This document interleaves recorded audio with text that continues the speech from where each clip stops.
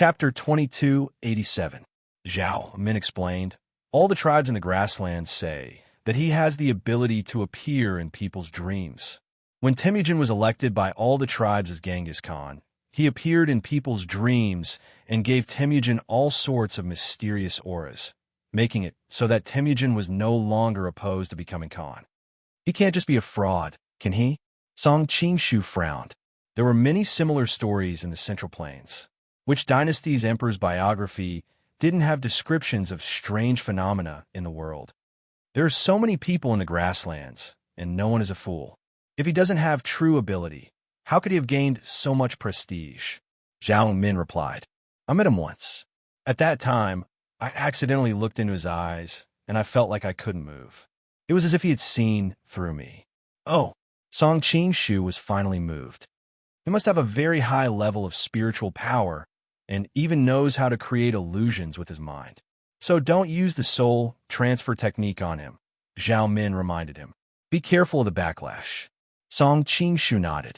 Although a psychic attack like the Great Soul Transfer Technique had a certain relationship with cultivation, it was mainly related to the difference in psychic power between the two sides. If he accidentally used it on someone with a stronger psychic power than him, it would be like going for wool and coming home shorn. Next is the great Judge Kubalu, the adopted son of Temujin's mother. He is very talented. Next is the Seal Master Tada. He used to be the teacher of the great Sun Khan of the barbarians. After the barbarians were destroyed, he was sent by Temujin to take charge of the Golden Seal. At the same time, he created the Mongolian language and taught the princes. He is a bit like the Grand Tutor and Junior Tutor of the Central Plains, Zhao Min explained. Next are the four great households, Mawali, Borchu, Wusun, and Naya. There are also 95 Qianhu, who together control the imperial army. These people are all powerful figures in Mongolia, with soldiers and money. Of course, you don't have to remember all of them. Just these few Qianhu will do, Zhao Min said. Song Qingshu was speechless. This old man Wu Sun is really powerful and prestigious. He is also one of the four 10,000 households.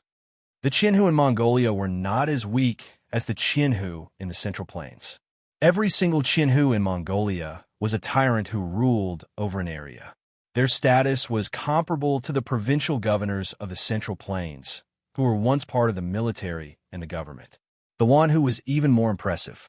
Apart from these people, you will likely see the Tongtian shaman Kuo in the palace tomorrow, Zhao Min said as she pointed at the portrait of a middle-aged man.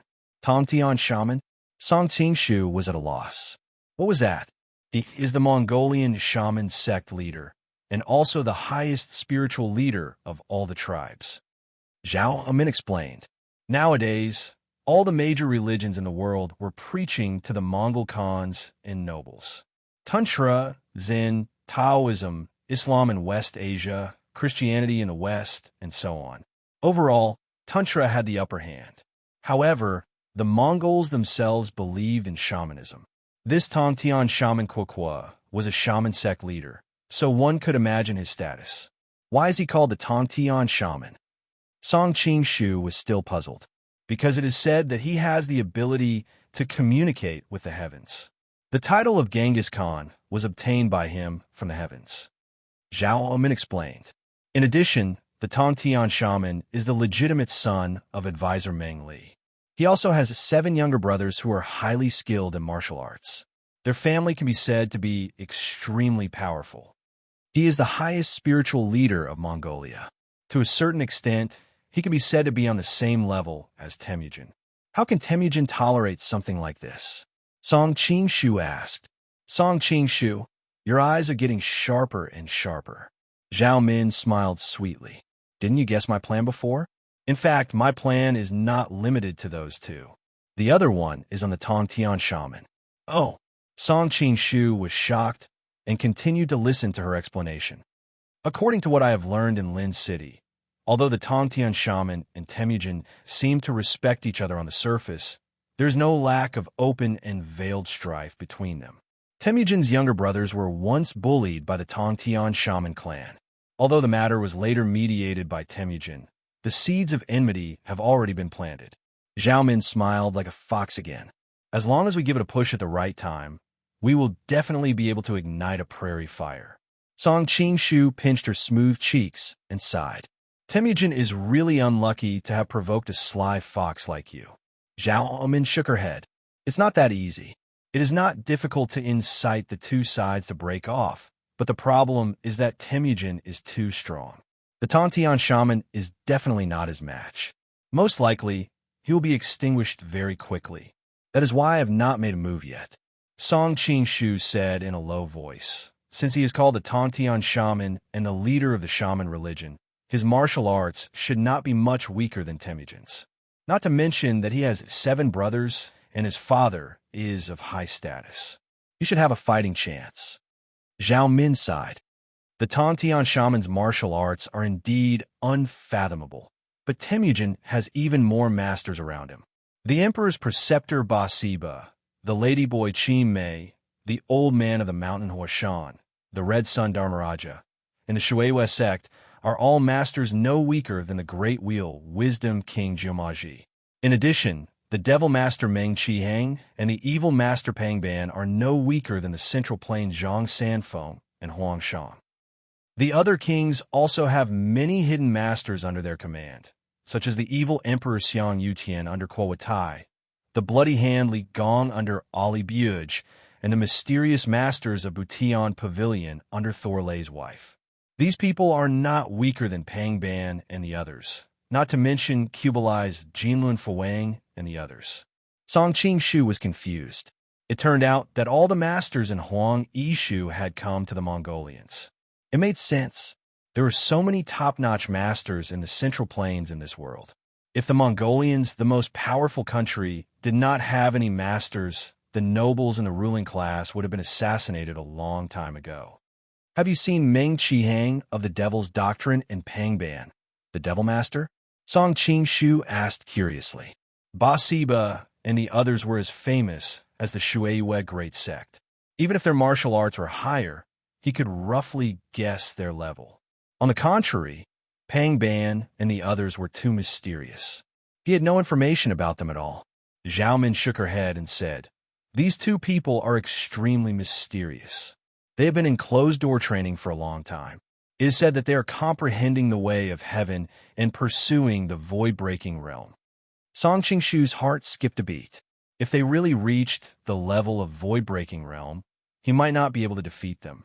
Next, Zhao Min sat on Song Qingshu's lap and continued to explain some of the important people in Helen City to him. After a long time, she stood up and said, "Memorize all of this tonight. You mustn't make any mistakes tomorrow, or else." Before she finished speaking, she was pulled back into Song Qingshu's arms again and said, "I have memorized them." Zhao Min obviously did not believe it. She casually opened a page to test him, but she did not expect that he could really memorize them so accurately. She sighed for a moment and said, "I thought I was already smart, but compared with you, I am still far behind. No wonder your martial arts have reached such a high level at such a young age." Song Qingshu moved closer to her ear and said, "It's not like you don't know how I train my martial arts.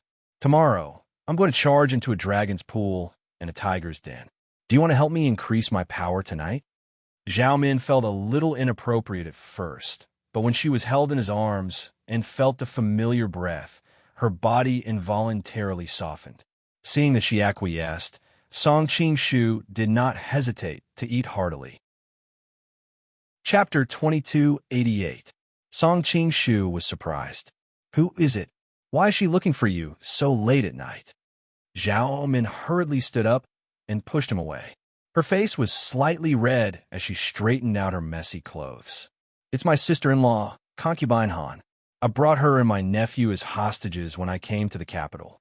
That's why Temujin didn't attack the Ryong household." After explaining, she raised her voice and asked, "What's the matter, sister-in-law? Concubine Han?" Song Qingshu was surprised. Wasn't she captured by Fan Yao to bribe Lu Zhanke during the battle at Wanan Temple and ended up buried in a sea of fire? So it's Lu Zhanke and Fan Yao. Zhao Min's eyebrows rose. She was obviously very angry after knowing the truth. "That's concubine Han. and this is concubine Han. They are sisters, but not blood-related. They are cousins. I'm a little scared and can't sleep. I wanted to talk to you." Concubine Han knocked on the door. "Can I come in?" "Okay, wait a moment." Xiaomin jumped off the bed and quickly pushed Song Qingshu aside. "Hide for a while." Song Qingshu looked depressed. "Can't you just find an excuse to send her away? Why did you let her in?" "You don't understand." Xiaomin quickly explained as she pushed him behind the screen. "This time, such a big thing happened at the Ryong household, and I brought her to Helen City as a hostage. There are dangers everywhere here, and she's always on edge. If I don't calm her down from time to time, and something happens to her and my nephew, how can I face my brother?" After explaining all this, Xiaomin quickly ran to open the door. Song Qingshu looked through the gap in the screen and saw a young woman standing at the door. Her skin was fair and delicate, and her lips were moist and glossy. Even though there was a cloud of worry between her brows, it did not hide her charm. Song Qingshu thought, no wonder Lu Zhang could dare to take such a big risk to have evil thoughts about concubine Han. Since the two were sisters and had been taken as concubines by Wang Baobao at the same time, their appearances must have their own advantages. "Why did you open the door so late?" Han Ji felt strange and subconsciously looked into the room. She was stunned when she noticed that the sheets on the bed were messy. Xiaomin saw her gaze and smiled calmly. "I was a little uncomfortable just now, so I went to bed to rest for a while." "Oh, I see." Han Ji did not doubt it. At this time, Xiaomin noticed the baby in her arms and said in surprise, "Why did you bring Vajranu here?" Buddhism had a deep influence on Mongolia, and Vajranu was her nephew's nickname. Concubine Han stretched out her finger and gently stroked her son's face. "Now that we are in the enemy's camp, I don't dare to be careless. I don't know if those wet nurses and maids have been bribed, so it's best to take care of them myself." "That's true. It's good for you to be careful." Xiaomin helped her sit down and played with the baby in her arms. "The Vajra slave is so cute. Call me Auntie." Han Ji laughed and scolded. "How old is he? He won't be able to call you." After laughing for a while, Han Ji suddenly sighed. "Poor child. He's already a captive at such a young age. I don't know if he will have the chance to leave Helen City in the future." Xiaomin comforted her. "Don't worry. We will be able to leave soon." She did not have much confidence at first, but Song Qingshu's arrival had increased her confidence. Han Ji only thought that she was trying to comfort her and did not mind. "I just don't know if your brother will be in danger." Xiaomin shook her head. "The most dangerous period has passed. Big Brother should have stabilized the situation in the Ryong mansion by now. This is also the reason why the Khan hasn't attacked us yet.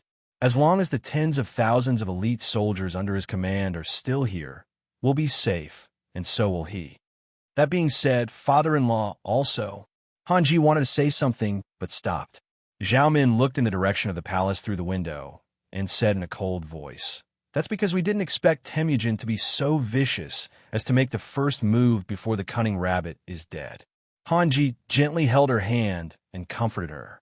"What I'm most worried about now is whether those soldiers and generals will take advantage of the situation and betray your brother.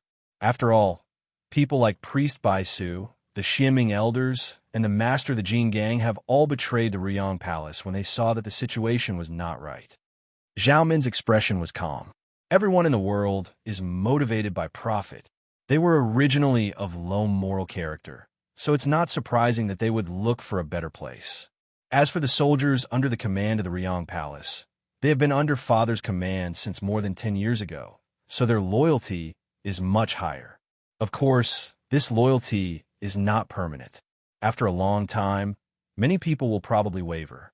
That's why we have to avenge father before that happens. Revenge is easier said than done. The Khan's prestige is unparalleled.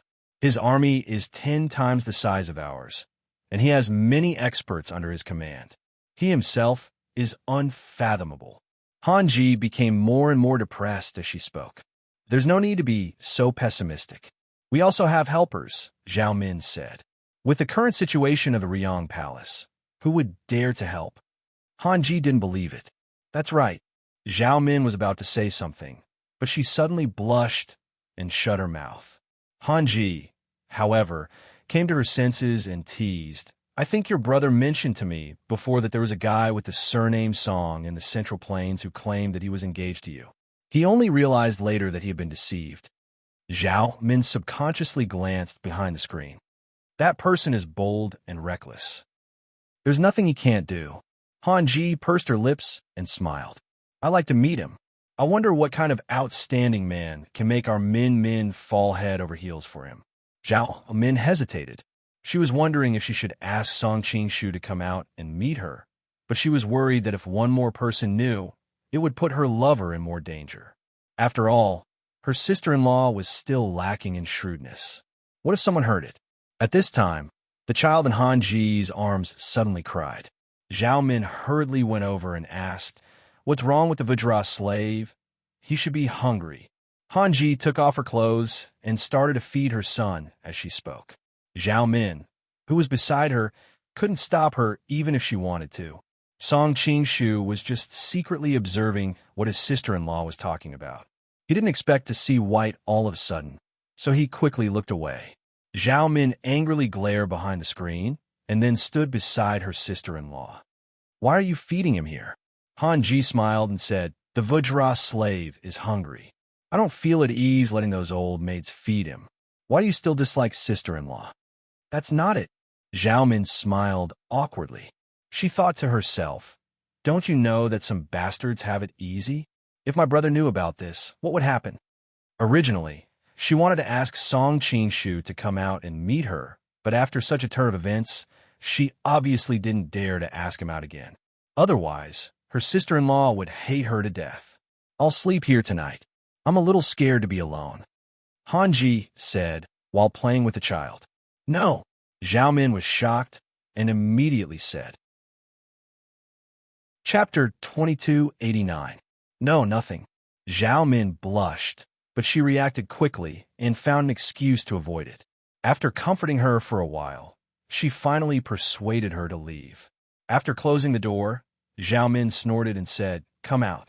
Song Qingshu walked out embarrassedly and said, The relationship between you two sisters-in-law is quite good. Zhao Min rolled her eyes at him and said, Did you see it just now? See what? Song Qingshu looked serious and hurriedly denied it. Is she older or am I older? Zhao Min asked directly. Song Qingshu was stunned and subconsciously replied, She is about the same size as you because she has a baby and needs to breastfeed.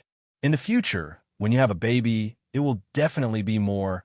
Halfway through his words, he realized that the other party's face was cold, and he couldn't continue the rest of the sentence. You really saw it. Zhao Min gritted her teeth and said. Song Qingshu was also very depressed and said, I'm also wronged. I didn't want to peek.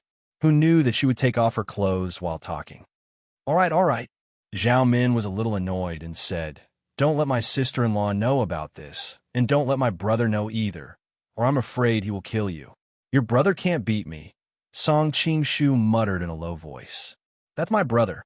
Even if you can't beat him, you have to call him brother. Zhao Min glared at him and said, And if this matter is spread out, how will you get along with my family in the future? Song Qingshu held her in his arms again and said, Min really cares about me. Zhao Min was a little angry at first, but she couldn't stand his rascally touch, and soon her body softened. We were interrupted just now. Do you want to continue? Song Qingshu leaned forward and kissed her earlobes. Zhao Min blushed and bit her lips, not saying a word. Seeing that she acquiesced, Song Qingshu grabbed her legs and lifted her up. The two of them quickly rolled onto the sheets. As the saying goes, absence makes the heart grow fonder. The two of them had been separated for a long time. During this period of time, Zhao Min had suddenly experienced a drastic change in her family. She had been under tremendous pressure, and her yearning for her lover had increased day by day. Ever since Song Qingshu left Xingqing Mansion, he had stayed in the prairie for more than half a month. As he got closer to Helen City, the longing in his heart grew stronger and stronger. His entire body had long been suppressed by a raging fire. Now that he had finally seen Zhao Min, it could be said that the heavenly thunder had ignited the fire from the earth. Only the flickering red candles and the trembling bed frame bore witness to everything. As dawn approached, Song Qingshu slipped out of Zhao Min's room. After all, he still had to accompany Su Liuwu to the palace to see Temujin, so it was best to make some preparations. I'm clearly with my lover, so why does it feel like I'm having an affair every time? Climbing over the wall, Song Qingshu tidied up his clothes and looked at the faint moon in the sky. He could not help but feel a sense of absurdity. Returning to Su Liuwu's mansion, he meditated in his room. After about an hour, the others also got up, and soon the group headed for the palace. The size of the palace in Helen could not compare to the palaces in the Central Plains, but the security was no less strict. Su Liuwu pointed at the patrolling warriors and said to the old man of the mountain, "Originally, our security was not this strict. This is all thanks to the chief elder." Huashan knew that Su Liuwu was referring to the 1,000 assassinations he had organized in the past few years, and could only smile awkwardly. Song Qingshu looked on coldly from the side, secretly thinking of a suitable opportunity to hook up with Huashan and see if there was any chance of cooperation. Along the way, although it was called the palace, it still retained a lot of Mongolian characteristics. There were many yurt-like buildings. When they arrived at the king's tent, there was already a discussion going on inside. Sitting on the throne was an old man with a wide nose. Usually, when an old man reached a certain age, his body would inevitably be a little hunched, but this old man did not have such a feeling. His back was straight, and he looked especially tall and sturdy as he sat there. Song Qingshu was shocked. Although he was still a few dozen meters away, he could already feel the strength of the man on the throne. His whole body seemed to be emitting a bloody light, as if his whole body was wrapped in fresh blood. Of course, this was not a visual impression, but a feeling that was hard to describe. The rumors were true. Temujin was strong, or rather, very strong. Especially the murderous aura that he exuded was simply frightening. If an ordinary expert were to face him, they would most likely be suppressed by this murderous aura, and it would be good if they could even use half of their strength. In addition, there was a faint familiar aura on Temujin's body. Song Qingshu was very surprised. Could the kung fu of the heavenly demon really have something to do with the Zen of joy? Why else would he have such a feeling? Seeing that Temujin was looking in his direction, he hurriedly retracted his aura. If he could sense the other's aura, then the other should be able to sense him as well. He did not want to give himself away. Little Six is back. Temujin stopped his discussion with his subordinates and looked at Su Liuwu with a slightly more relaxed expression. "Greetings, Great Khan." Su Liuwu struggled to get up. "You are injured. No need to be so polite." Temujin waved his hand and signaled his subordinates to help him up. "I have heard about the marriage contest in Western Xia. The Western Xia dared to make fun of the prince of our great Mongolian empire. This is a great humiliation, and I will make them pay," Temujin said coldly. The temperature in the room seemed to have dropped a few degrees. Song Qingshu sighed to himself. What will come will come. It seemed that the Mongolians had long since prepared to march south. "Great Khan," Su Liuwu said excitedly, "I request to be the commander-in-chief of this southern expedition." He was thinking about leading the army to break into Xingqing and making the princess of Yinshuan kneel in front of him and beg for mercy. That beautiful empress and the crown princess, he wanted them all. Temujin shook his head. "You are injured, and the Western countries still need you to manage them. I will personally lead this expedition." Su Liuwu had wanted to argue further, but when he heard that the commander-in-chief was the Great Khan himself, he quickly shut his mouth. Song Qingshu frowned. Temujin personally leading the expedition was a testament to his determination. With his prestige and ability, as well as the Mongolian military strength, no single country in the Central Plains would be able to stand up to him. It seemed that the only way was to unite the various powers as soon as possible. "Tell me about that Fu Kalen. Is his kung fu really that good?" Temujin suddenly asked. At the side, brother Ali Buge gloated and said, "Sixth brother has many experts under his command, and there are also people from the Devil's Palace. How would they get wiped out by one person? If we were in each other's shoes, you probably would have died on the spot." Su Liuwu glared coldly at Ali Buge. This was a sore point for him. If anyone else had asked him about it, he would have taken it as a provocation. But since the Great Khan was the one asking, he did not dare to hide any emotions or hide anything. He recounted everything that happened that night. Is Fu Kalen's bright sword technique really that amazing? Temujin fell into deep thought after listening to the story, his fingers lightly tapping on the table. Chapter 2290. The white-robed elder's eyes were very bright, as vast as the ocean and as deep as the stars. Anyone who laid eyes on him would be drawn in at first glance and find it difficult to look away. Song Qingshu's heart skipped a beat. He could already feel a mental invasion and instantly understood that this person was one of the 4 remonstrants that Zhao Min had mentioned, as well as one of the 4 great households, Elder Wu Sunday. Last night, Zhao Min had warned him that Elder Wu Sun had the ability to communicate with the gods in his dreams. At the same time, he could also silently kill Temujin's enemies in their dreams. At that time, he had snorted disdainfully, but after seeing it today, he immediately understood that Elder Wu Sun's mental strength was extremely terrifying. He must have specialized in mental attacks. With his ability, it was not difficult for him to leave a mental suggestion and wipe out an opponent's consciousness in their dreams. Coupled with the fact that most people were superstitious and ignorant, it had been passed down by word of mouth, resulting in the mysterious image of Elder Wu Sunday feeling the mental invasion. Song Qingshu thought that Elder Wu Sun was careless and did not know his true identity, nor did he know that Song Qingshu was also an expert in this area. If he suddenly attacked now, he would most likely be able to wipe out Elder Wu Sun's soul. It had to be known that with the mental strength displayed by Elder Wu Sun, Song Qingshu was not completely confident that he could defeat him in a fair fight. If he did not attack this time, he might not have such a good opportunity in the future. However, looking at the Mongolian experts in the hall, Song Qingshu finally dispelled this tempting thought and replied, Fu Kalen's swordsmanship has already reached the level of godhood. When I faced him, I had the upper hand just a moment ago.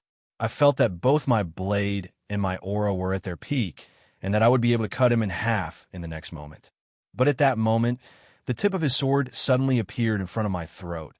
No, it should be said that it was more like I took the initiative to collide with the tip of his sword. Song Qingshu had originally wanted to mislead Temujin with some nonsense, but with so many top experts present, they were very clear about the level of the Shui West sect's martial arts. If it was not for the fact that he had lost reasonably, they would definitely suspect him. Moreover, Su Liawu had witnessed it from the side. After hesitating for a moment, Song Qingshu decided to repeat what happened that night. Take the initiative to collide with the tip of the sword. Temujin seemed to be deep in thought, his expression somewhat doubtful. Old Man Wu Sun was a little surprised that the other party had recovered from his mental influence so easily. However, on second thought, the Water Moon sect was one of the few experts under the Great Khan's command. Moreover, the samurai in Dongying often meditated, so it was normal for their mental strength to be higher than ordinary people. What do you think? Temujin looked at the people around him. Song Qingshu had already noticed these people when he first came in. Aside from Temujin, these people were the most skilled in martial arts. One of them had delicate features and did not look like a middle-aged man. With a crew cut and a monk's robe, it was obvious that he was from the Tantric sect. The only person from Mongolian Tantric sect who could stand next to Temujin was Emperor's preceptor Ba Siba. Although they had not officially fought, Song Qingshu could already roughly estimate that Ba Siba's martial arts were superior to Jinluan Fuang's by quite a bit. In terms of internal energy, perhaps the two were not that far apart. However, Ba Siba's mental strength was almost at its peak, which was far superior to Jinluan Fuang's. Jinluan Fuang's mental strength was extremely poor, so if they would really fight, the difference between the two would be more obvious than imagined. The other person was dressed in yellow. His face was very long, and his skin was whiter than that of girls. It was as smooth as jade and as transparent as snow. There was not the slightest trace of a beard at the corner of his mouth. In particular, his pair of phoenix eyes were long and bright, giving off a sense of beauty and evil. Chi Mei of the transvestite, along with Nian Liandan, he was known as the leader of the three great grandmasters of the outer regions. His skills were above Nian Liandan's. Reed Red Reed, he opened his mouth and spoke in a soft and pleasant voice. Although I know that I'm slightly better than the Watermoon sect, if we were to really fight, I would need to rely on my agility to seize the initiative. On the side, Basiba also nodded and said, "That's right. That Fu Kalen actually made the Watermoon sect use his saber skills to the extreme before attacking. In the end, he was easily defeated. I really can't understand it." At this time, another foreign monk stood up and shouted, "I don't believe that there is anyone in the world who could defeat the Watermoon sect in one move. Could it be that in order to lessen the charge of running away, you purposely exaggerated and described the enemy as more powerful than he actually is?" The other person stared straight at Song Qing-shu. Song Qing-shu also looked at him. He saw that his body was imposing and his eyebrows were all white. Information about him immediately appeared in his mind. Red Sun Fuang, along with Li Chi Mei and Nian Liandan, were known as the three great grandmasters of the outer regions. Red Sun Fuang and the Watermoon sect had once fought for a short period of time. They both admired each other's martial arts and felt that their cultivation levels were about the same. If the Watermoon sect was defeated by Fu Kalen in one move despite having the initiative, didn't that mean that he was also not Fu Kalen's opponent in one move? For someone as proud and arrogant as him, this was completely unacceptable. At the same time, from the bottom of his heart, he did not believe that there was really such a high level of martial arts in the world. The Red Sun Dharma King's words attracted the attention of the people around him. Some looked at the Shueiyue Grandmaster with schadenfreude, while others looked at them with disdain. Because what he said was reasonable, many people believed that the Shueiyue Grandmaster said it to lighten the punishment. Song Qing-shu said in a low voice. The Sixth Marquis was also there at that time, and he also saw the opponent's attack. Whether I am lying or not, you can ask him and you will know. Seeing that everyone was looking at him, Su Liawu could only answer, "That indeed does not seem like a martial art of the human world. I was watching from the side, but I could not tell how he did it."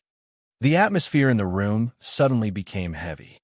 It was not that there were no martial artists present who were better than Su Liawu, but they also knew that Su Liawu was also a top expert. For him and the Watermoon sect to be unable to see through Fu Kalen's martial arts, one could imagine how powerful this Fu Kalen was. At this time, Temujin spoke, What do you think?" At this time, everyone's eyes fell on a person sitting on a seat next to the throne. That person wore a hat full of bright feathers, and his robe had many colorful strips of cloth hanging down, mixed with many jewels and bone chains. His entire person gave off a very strange feeling. A golden mask covered his entire face, adding to his mysteriousness. Hearing this, Song Qing-shu's heart skipped a beat. This person's characteristics were so obvious that there was no need to recognize him to know that he was the shaman sect leader, Tong Tian Shaman. Hearing Temujin's words, Tong Tian Shaman replied in a low, muffled voice, "If we want to determine Fu Kalen's martial arts, it is easy. We could just directly test the Watermoon sect." Chapter 2291. Song Qing-shu was shocked and instinctively wanted to fight back, but he immediately realized that he was now a member of the Shueiyue Grandmaster. He had to resist the urge to use his own kung fu and directly unsheathed the Shueiyue saber. At the same time, he recalled the steps of the Shueiyue Grandmaster and slashed at the darkness in front of him. But no matter how bright the moon was, it could not illuminate the darkness of the universe.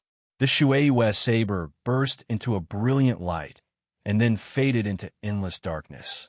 The distorted light around them gradually returned to normal, and the people around them finally saw the situation clearly. It turned out that the Tongtian shaman's hand was already pressed on the shoulder of the Shueiyue Grandmaster. The Tongtian shaman's eyes narrowed slightly. He was clearly going to press on the top of the opponent's head, but at the last moment, the opponent moved half an inch away so that he could only restrain the opponent's shoulder.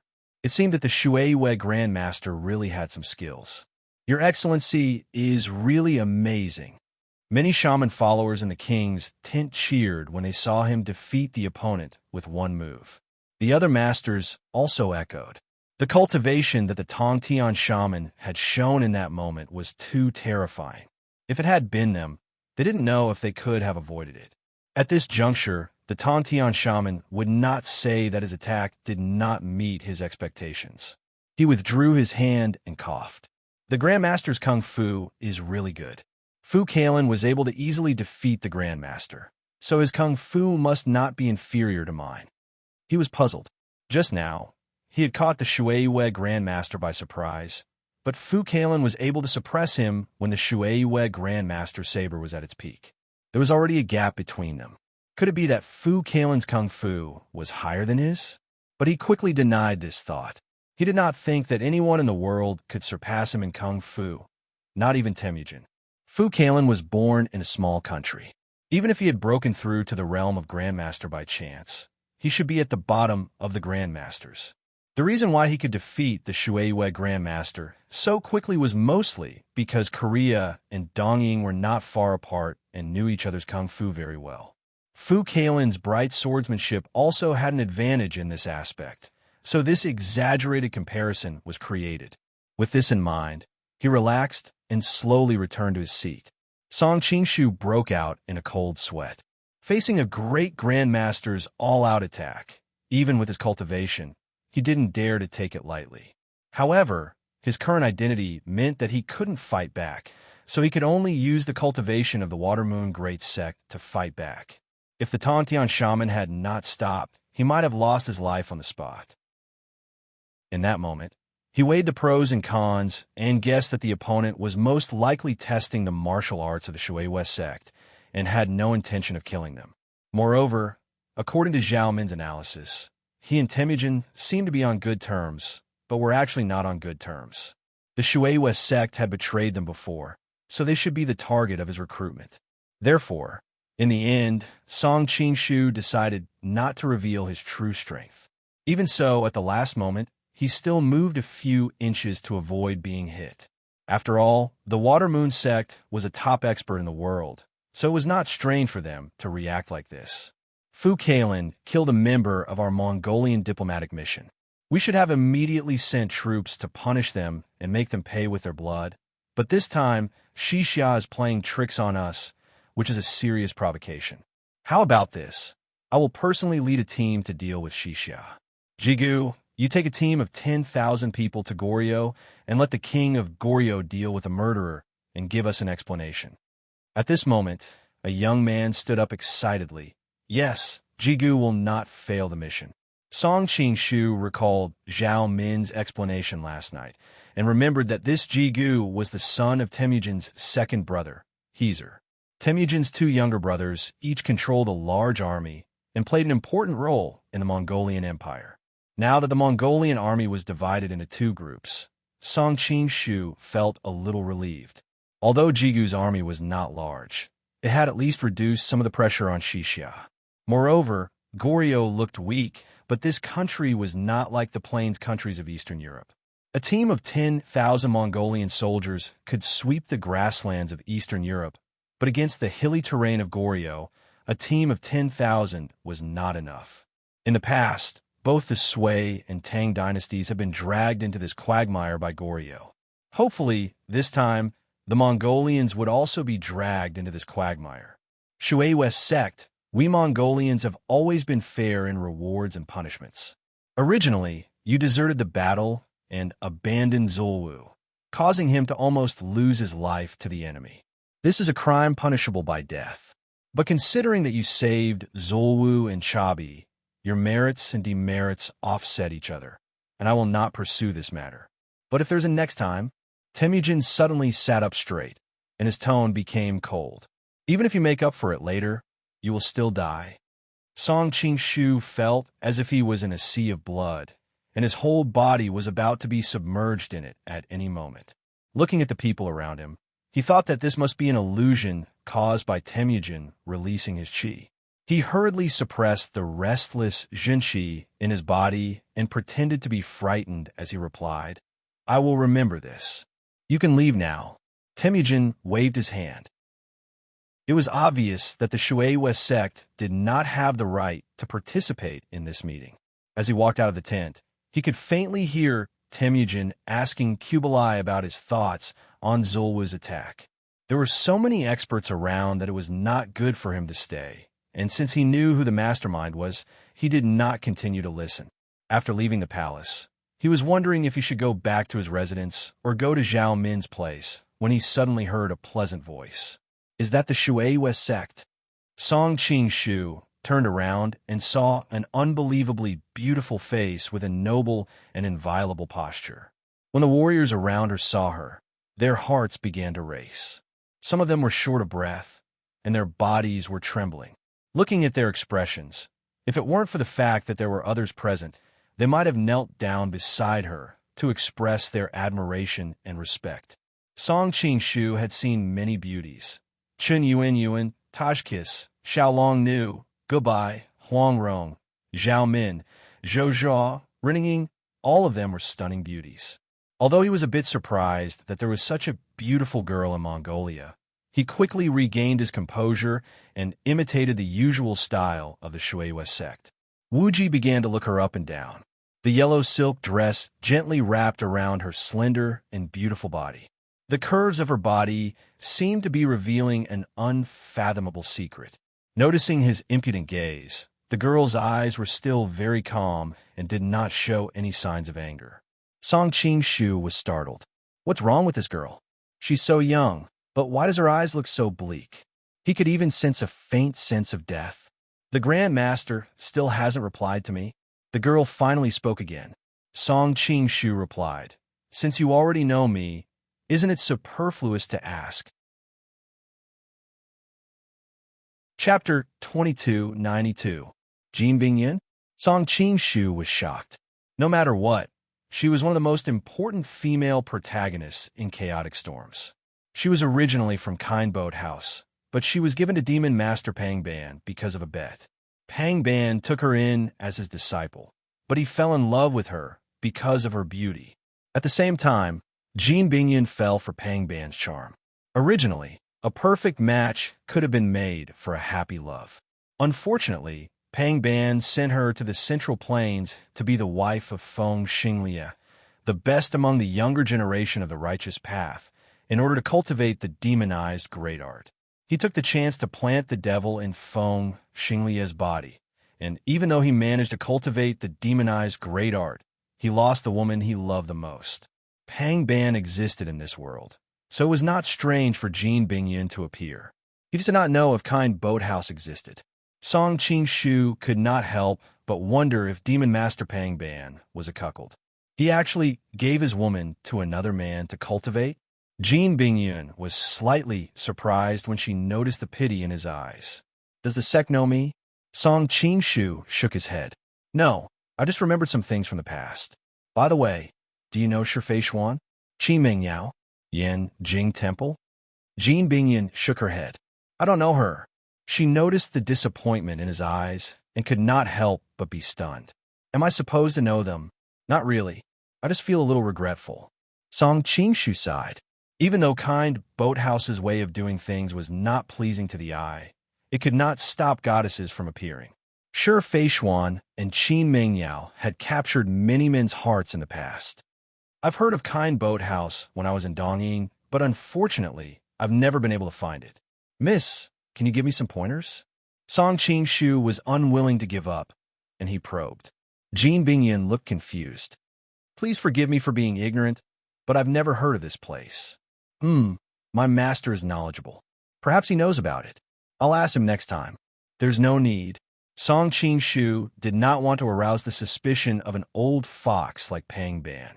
It seemed like Kind Boat House did not exist in this world. Only some people related to Mongolia had entered Huang Yi's world. It was truly a chaotic world that was difficult to understand. The sect still hasn't answered my questions. Jin Bingyin was slightly annoyed. She was the one who asked him first, but she answered his questions first. Only then did Song Qing-shu react. I've just reported about Xingqing Manor and the king's tent in front of the Great Khan and the other kings. Miss, you can ask the Great Khan and the others. The Khan's aura is frightening. I don't want to see him. Song Qingshu laughed and said, don't tell me you're not afraid of facing the evil master. Or is it that the Great Khan's martial arts skill is higher than the Devil Master's? Whenever he had the chance, he would try to find out the truth about the Mongolian people. Jean Bingyan shook her head. It's not the same. Master's martial arts are not inferior to the Great Khan's, but the Great Khan's conquering aura is too strong. Moreover, the Great Khan likes women. I'm worried that if he asks for me, even my master will find it hard to refuse. So, I usually avoid appearing in front of the Great Khan. Song Qingshu was stunned. He did not expect this woman to be so honest. She told him everything. Was she not scheming, or did she hide it too well? You are not afraid of meeting the devil. Does that mean you are not afraid that he wants you? Song Qingshu took the opportunity to find out if the two of them had an ill-fated relationship in this world. Fate Jean Bingyan blushed. She rolled her eyes at him. You're not a good person.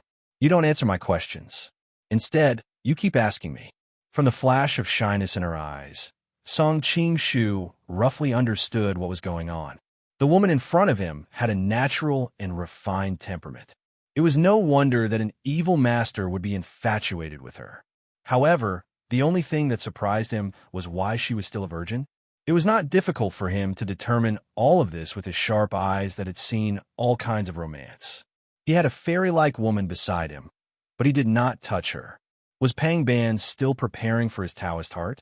Song Qingshu's mind was flooded with all kinds of thoughts, but he remained calm and collected. Miss, you're such a nice person. I'd be too embarrassed not to answer your question. Fang Yeyu and the others had indeed died under Fu Kalin's sword.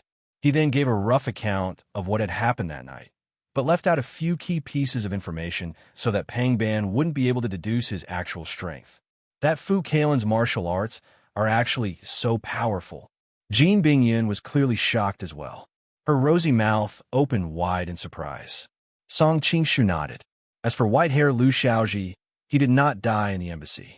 I don't know how he died. He did not want to be the scapegoat. Jean Bingyan nodded. She asked a few more questions and said, Thank you, Great Master. I will take my leave now. With that, she led her subordinates from the Demon Master Palace away, leaving behind only a moving silhouette and a faint fragrance in the air. Song Qingshu then returned to his own residence. Yesterday, he had stayed in the palace because he had to report to the palace with Su Liuwu. He also had his own residence in the city of Helen. After all, he was an expert under the command of the Khan, and Temujin never mistreated his subordinates. Zhao Min had told him a location of his residence last night. Unfortunately, he was not familiar with Helen City and had to spend a lot of effort to find it. He had just settled down in his room when someone came to visit him. Song Qingshu thought that it was Zhao Min in disguise, so he ran out excitedly, only to discover that it was a foreign monk. He could not help but feel disgusted. What business does Fu Wang have with me? The visitor was Red Sun Dharmaraja, whom he had met in the king's tent. Hearing this, Red Sun Dharmaraja frowned. Shueiwe, you used to call me Red Sunday. Song Qingshu had goosebumps all over his body. Could it be that the two of them were gay? A Shueiwe and a Red Sun. When Song Qingshu realized what was going on, he looked like he had seen a ghost. But he reacted quickly and said, You didn't remember our friendship in the king's tent today. Red Sun Dharmaraja laughed. So that's why you are here. Actually, I'm doing this for you. Is that so? Song Qingshu sneered, but he was secretly alarmed. This was going to be troublesome. He had thought that he was not familiar with the Shueiwe clan, but from his tone, it seemed like he had a close relationship with the Shueiwe clan. It would be troublesome if Red Sun Dharmaraja noticed something. Of course, even if I don't say it, others will. Instead of making things difficult for others, it's better for me to do it. That way, I can help you anytime. Oh, Song Qingshu said, Looks like I misunderstood you. Red Sun Dharmaraja laughed. My mouth is dry from the long journey, so I can't ask you for a cup of tea. You have good tea here. Let's talk about what happened in Xingqing Prefecture. Song Qingshu was impatient, but he could not refuse. Luckily, The Shueihua clan was used to the life of an ascetic monk. The room was not big, and the tea was easy to find. He boiled a pot of water and poured a cup of tea for Red Sun Dharmaraja. He wanted to take the opportunity to get some information from him. Chapter 2293. Song Qing-shu's heart skipped a beat. He didn't expect these details to give him away. He immediately sighed and said, "After experiencing the defeat of Xingqing Prefecture and a moment of life and death, I've seen through many things. I've always prided myself on being a scholar, but my kung fu was no match for the opponent's simple sword. I suddenly realized how ridiculous it was to pursue those complicated methods of brewing tea in the past." Red Sun Dharmaraja smiled and said, "Shueihua's opinion is really thought-provoking. The Han people have a saying that fortune and misfortune go hand in hand. Although you were defeated by Fu Kalen this time, it's not necessarily a bad thing. If you can get some inspiration from it, you might be the first to peek into the way of heaven in the future. I don't dare to think about the way of heaven, as long as I can avenge myself the next time I meet Fu Kalen." Song Qing-shu sighed and made a depressed expression. Red Sun Dharmaraja comforted him. Victory and defeat are common in war. Winning first doesn't mean you'll be the final winner. As long as you can defeat Fu Kalen in the future, your previous defeat will become an interesting embellishment. "Brother Red Sun, I'm so grateful for your words," Song Qing-shu said gratefully. Red Sun Dharmaraja laughed and said, "It's too polite to say these words to friends. By the way, I heard that you met Jean Bingyun of the Devil Palace outside the palace?" Red Sun Dharmaraja asked. Song Qing-shu nodded and said, "Yes, she asked me how Fang Yeyu and Liu Shaoji died." Red Sun Dharmaraja nodded slightly and said, "Now that Pang Ban is in seclusion and the little devil master Fang Yeyu died in Xixia, she should be the one to investigate these things. What do you think of this girl, Brother Shueihua?" Song Qing-shu thought to himself, "You're a monk, and you're so old. How can you still have such a worldly heart?" But he still imitated Shueihua's tone and said, "She's indeed a peerless beauty. The key is that she has an extraordinary temperament." Red Sun Dharmaraja seemed to recall Jean Bingyun's figure. He stroked his white beard and said, "This girl is indeed a peerless beauty. Otherwise, Pang Ban wouldn't have taken her as his disciple. But why does her eyes look so lifeless?" "It doesn't look like the eyes of a little girl," Song Qing-shu said. "Brother, you seem to be very interested in Miss Jean." Red Sun Dharma King looked at him meaningfully. Song Qing-shu smiled sheepishly. "I'm just a little curious." Red Sun Dharmaraja was silent for a long time before he said, "Brother Shueihua, I know what you like, but listen to me. Don't have any ideas about her, or you will be in trouble." Song Qing-shu was stunned. Why? He wondered if such a beautiful woman was poisonous. He had always scoffed at the term femme fatale. Red Sun Fuwang said, "Pang Ban has never accepted female disciples. Why did he choose her?" "You mean?" Song Qing-shu had already guessed a relationship with Pang Ban. Red Sun Dharmaraja nodded. "You're an outsider, so it's normal that you don't know. Everyone in our circle knows that Jean Bingyun is Pang Ban's disciple in name, but she's actually his exclusive property. Brother Shueihua, although your martial arts are good, you have no chance of winning against Pang Ban." Song Qing-shu wanted to take this opportunity to find out more about Pang Ban, so he asked in a low voice, "You said Jean Bingyun is Pang Ban's exclusive property, but I think she's still a virgin." Red Sun Dharmaraja also showed a smile that all men understood.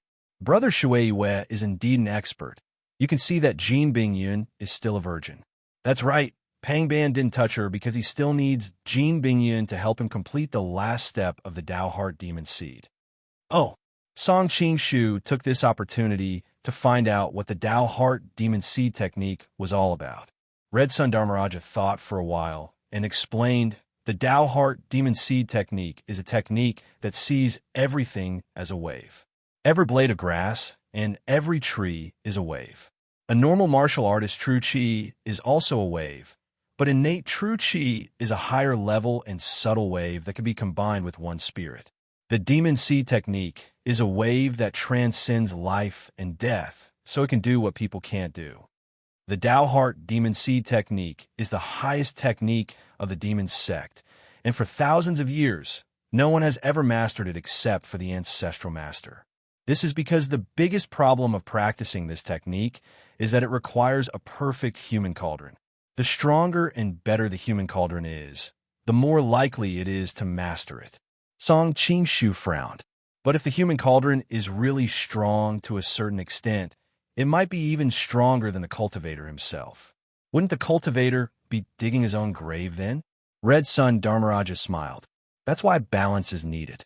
But the demon sect clan masters are all talented people, and no one wants to be a human cauldron. They all want the human cauldron to be as strong as possible. To solve this problem, we need a demon medium. Demon medium? Song Qingshu was stunned. It was the first time he had heard of this term. It's the person who is responsible for planting the demon seed into the human cauldron. But the human cauldron is usually a powerful person, so a normal demon medium can't get close to him. Therefore, the demon medium must be a beautiful woman, Red Sun Dharmaraja answered. Song Qingshu's heart skipped a beat. Jin Bingyun is the demon medium? Red Sun Dharmaraja nodded. Yes, so even if we don't consider the threat of Pang Ban, this woman must never be touched. Song Qingshu had a strange expression on his face. I wonder which unlucky guy was chosen by Pang Ban as a human cauldron. Red Sun Dharmaraja smiled and said, I heard that Pang Ban has already chosen the person. Now, the most powerful young man in the Central Plains is none other than the Golden Snake King, Song Qingshu.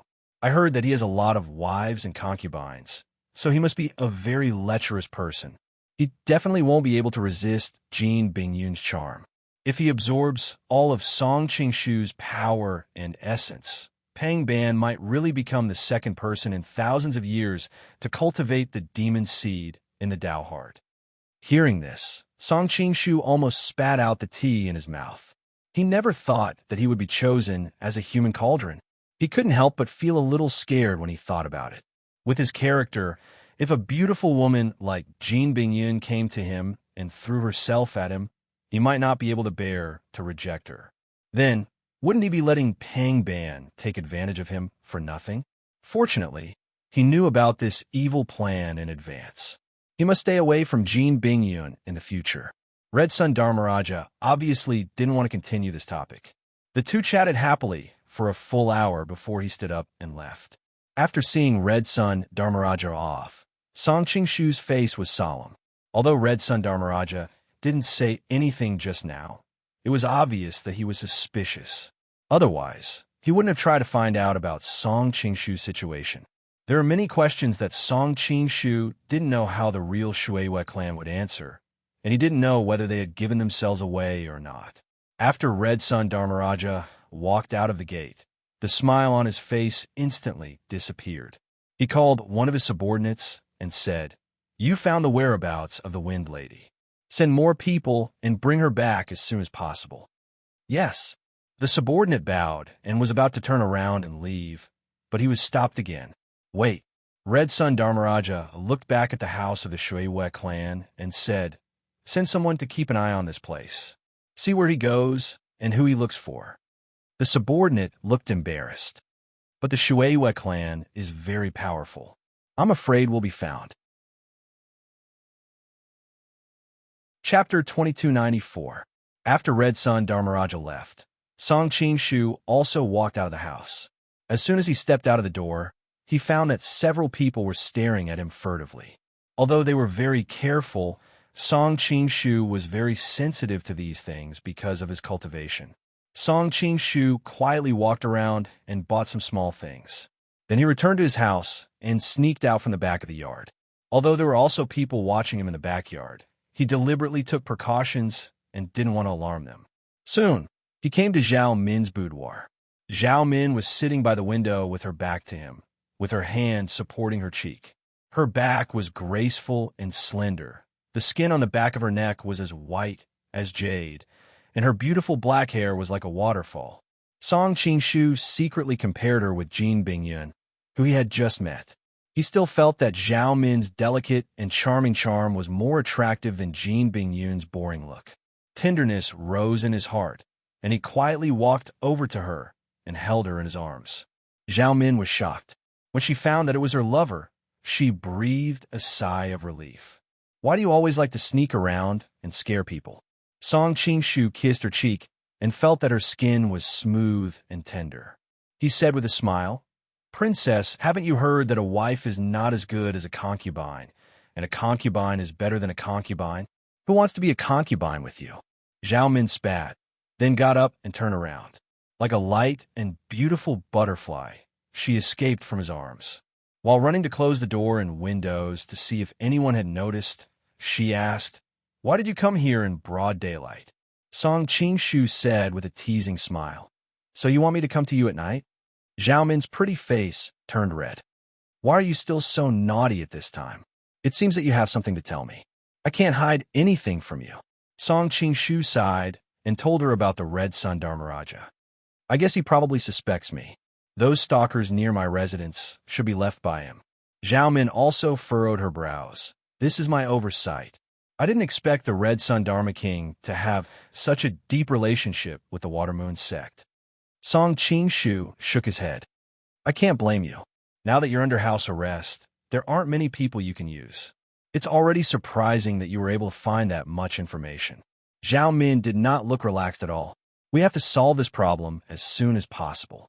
Otherwise, if your identity is exposed, all our previous plans will be ruined. Why don't I go kill him?" Song Qingshu's voice became cold.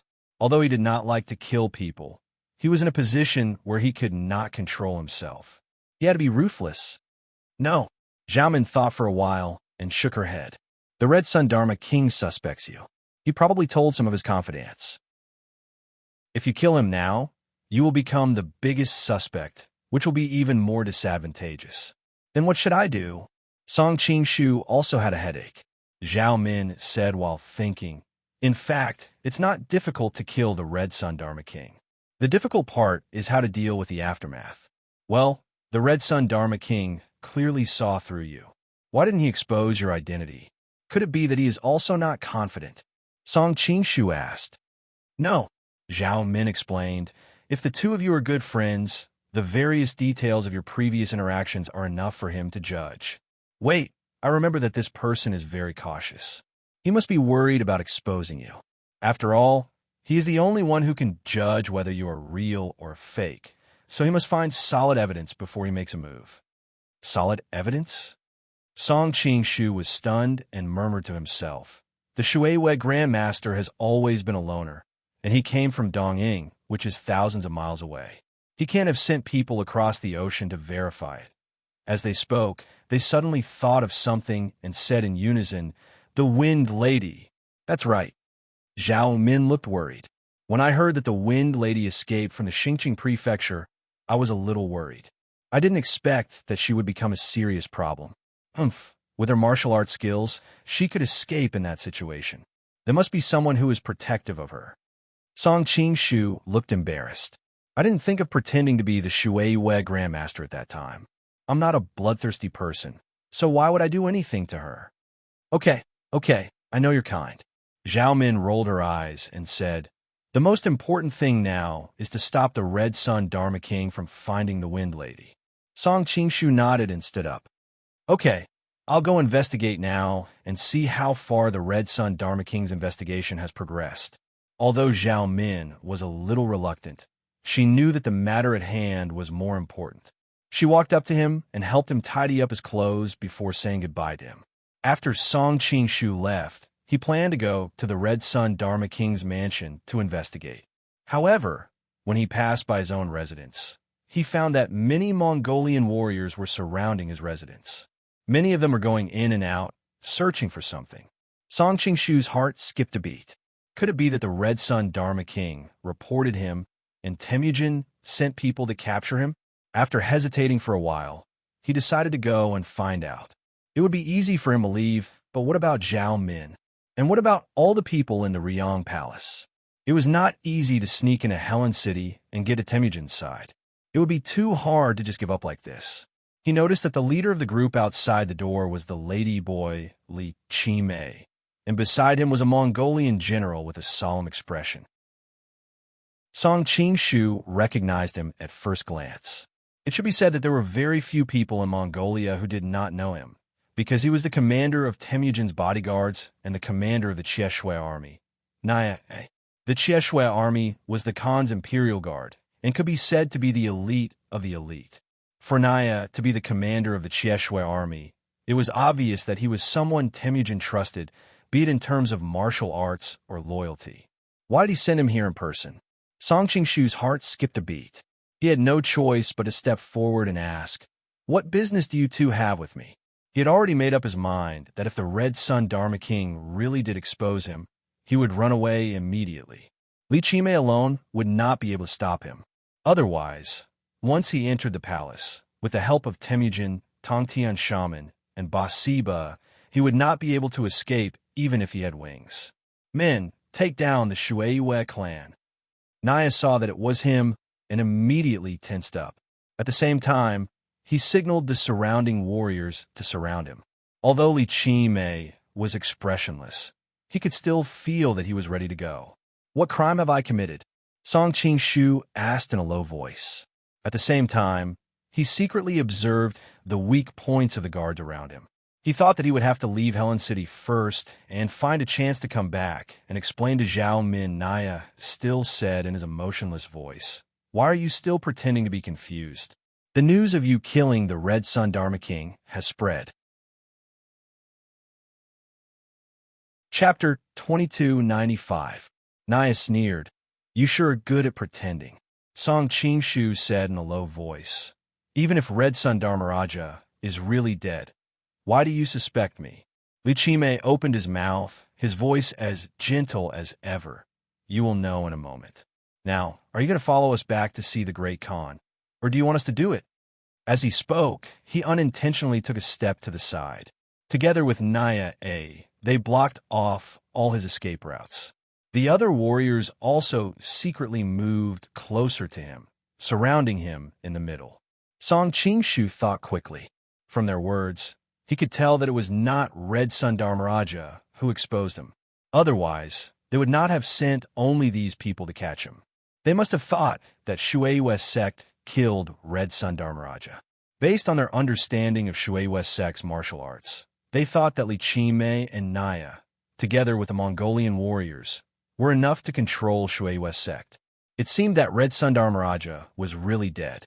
He had analyzed with Zhao Min that it was not a good idea to kill Red Sun Dharmaraja now, because he was the biggest suspect. They must have the same idea and suspected him. Should he break the siege now, or take the risk in the palace? Song Qing-shu kept weighing the options. Breaking the siege now was definitely the safest. These people could not stop him, but all his previous efforts were in vain. It seemed that he had to take the risk in the palace. "I will compete with you."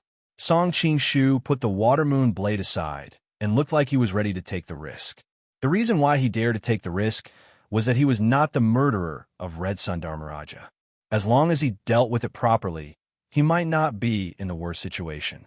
Li Qimei and Naya looked at each other, obviously surprised. They were ready to kill him, but this saved them a lot of trouble. It is good that the great sect is reasonable. Although Li Qimei said so, he did not dare to be careless. He moved closer and sealed several acupoints on his body. Song Qing-shu let out a muffled groan. In fact, he used the method of virtual meridians learned from the Taishan Sutra to quietly undo the seal on his body. The Mongolian warriors on the side came over with the iron shackles, but were stopped by Li Qimei. "Since the great sect did not make things difficult for us, how can we make things difficult for the great sect?" After saying that, he made an inviting gesture. "Great sect leader, please." Song Qing-shu nodded and followed the two toward the palace. On the way, he asked tentatively, "Red Sun Dharma King is dead. Why do you think I'm the murderer?" Because of his cooperation earlier, Naya-A's expression softened a little. He replied, "We are only responsible for arresting people. We don't know the specifics." Song Qing-shu could not help but frown.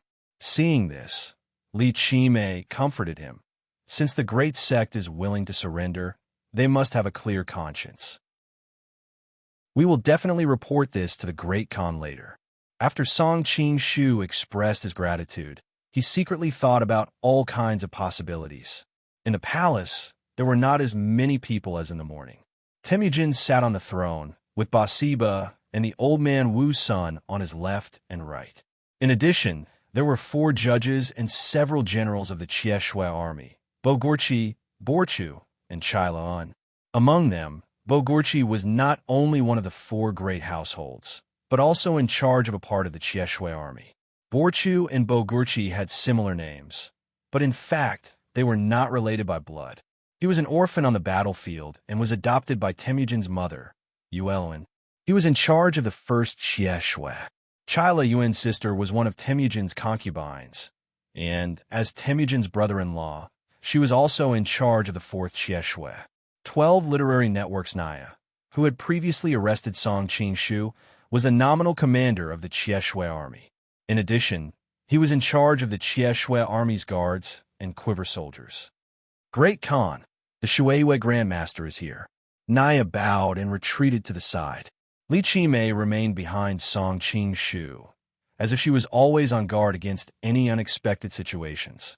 Song Qing-shu took the opportunity to say, "I've been wrongly accused. I only just found out that Red Sun Dharma King is dead. Why do you think I'm the murderer?" Li Qimei also took the opportunity to explain the situation, concluding, "I noticed that the Grandmaster was at a loss earlier, and it does not seem to be fake. I hope that the Great Khan will investigate further." Temujin did not express his opinion. He waved his hand, and Bathsheba came out and said, "Red Sun Dharma King's kung fu is very strong, and there are only a few people in Helen who can kill him. What's even more strange is that I checked his body and found no signs of a fight. He was killed with 1 blow, so the murderer must be someone he knew who attacked him when he was unprepared. Also, he died not long after visiting you. Who else could it be but you?" Song Qing-shu breathed a sigh of relief and replied, "Isn't it too hasty to conclude that I'm the murderer just because of this? Red Sun Dharma King was still fine when he left my place. There are many people who can prove it. Also, many of his men stayed near my place, which can prove that I didn't go after him." Bathsheba replied, "It's because I asked them that I became even more suspicious of you. Although they were left to follow you, your kung fu is far better than theirs. It's not difficult to get rid of them. The facts also prove that you were not in your house at the time of the crime, but sneaked out." Li Qimei said softly, "Grandmaster, as long as you tell us your whereabouts and find witnesses, we should be able to clear our suspicions." Song Qing-shu could not help but feel a headache coming on. He had just got to find Zhao Min. How could he say that? He could only vaguely say, "I wandered around the city, then chose a quiet forest to meditate and practice. No one could testify for me."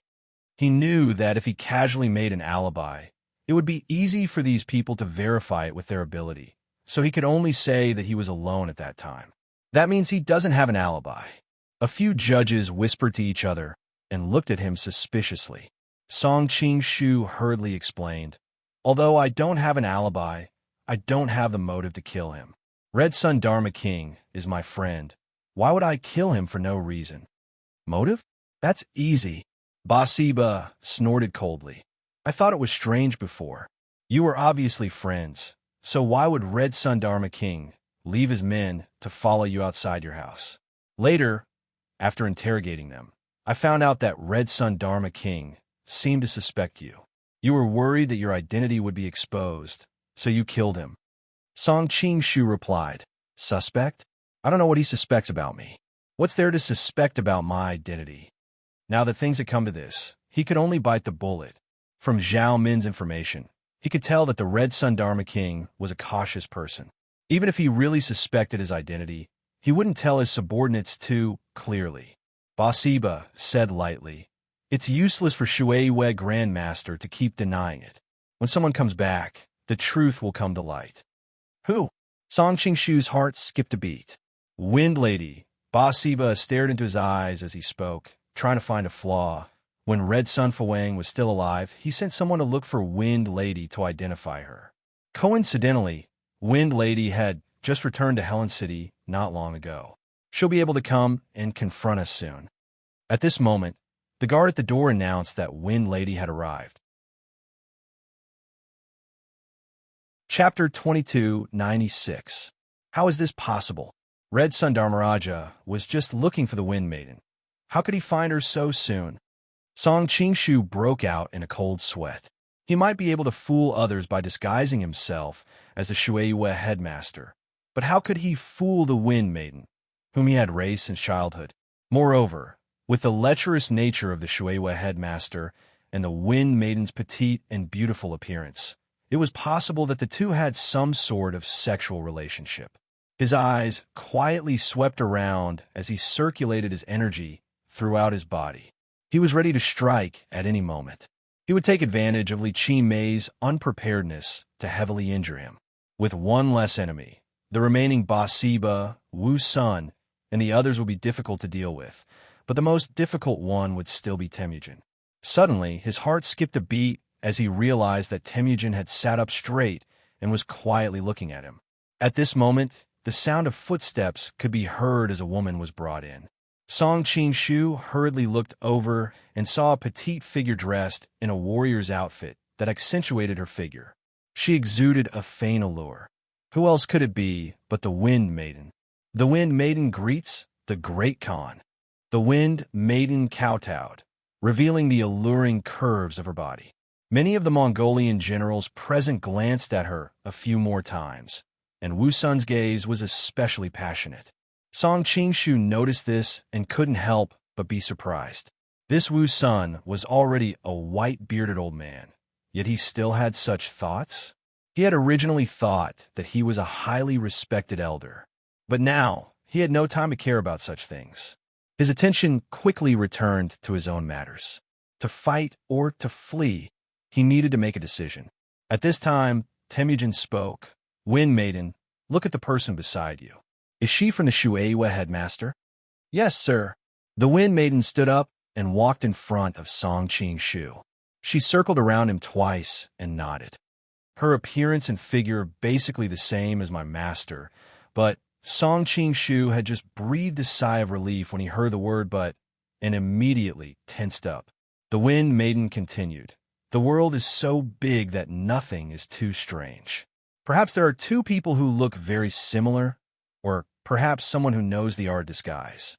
As she spoke, she reached out and rubbed his face, as if she was looking for traces of his disguise. Song Qingshu was extremely nervous.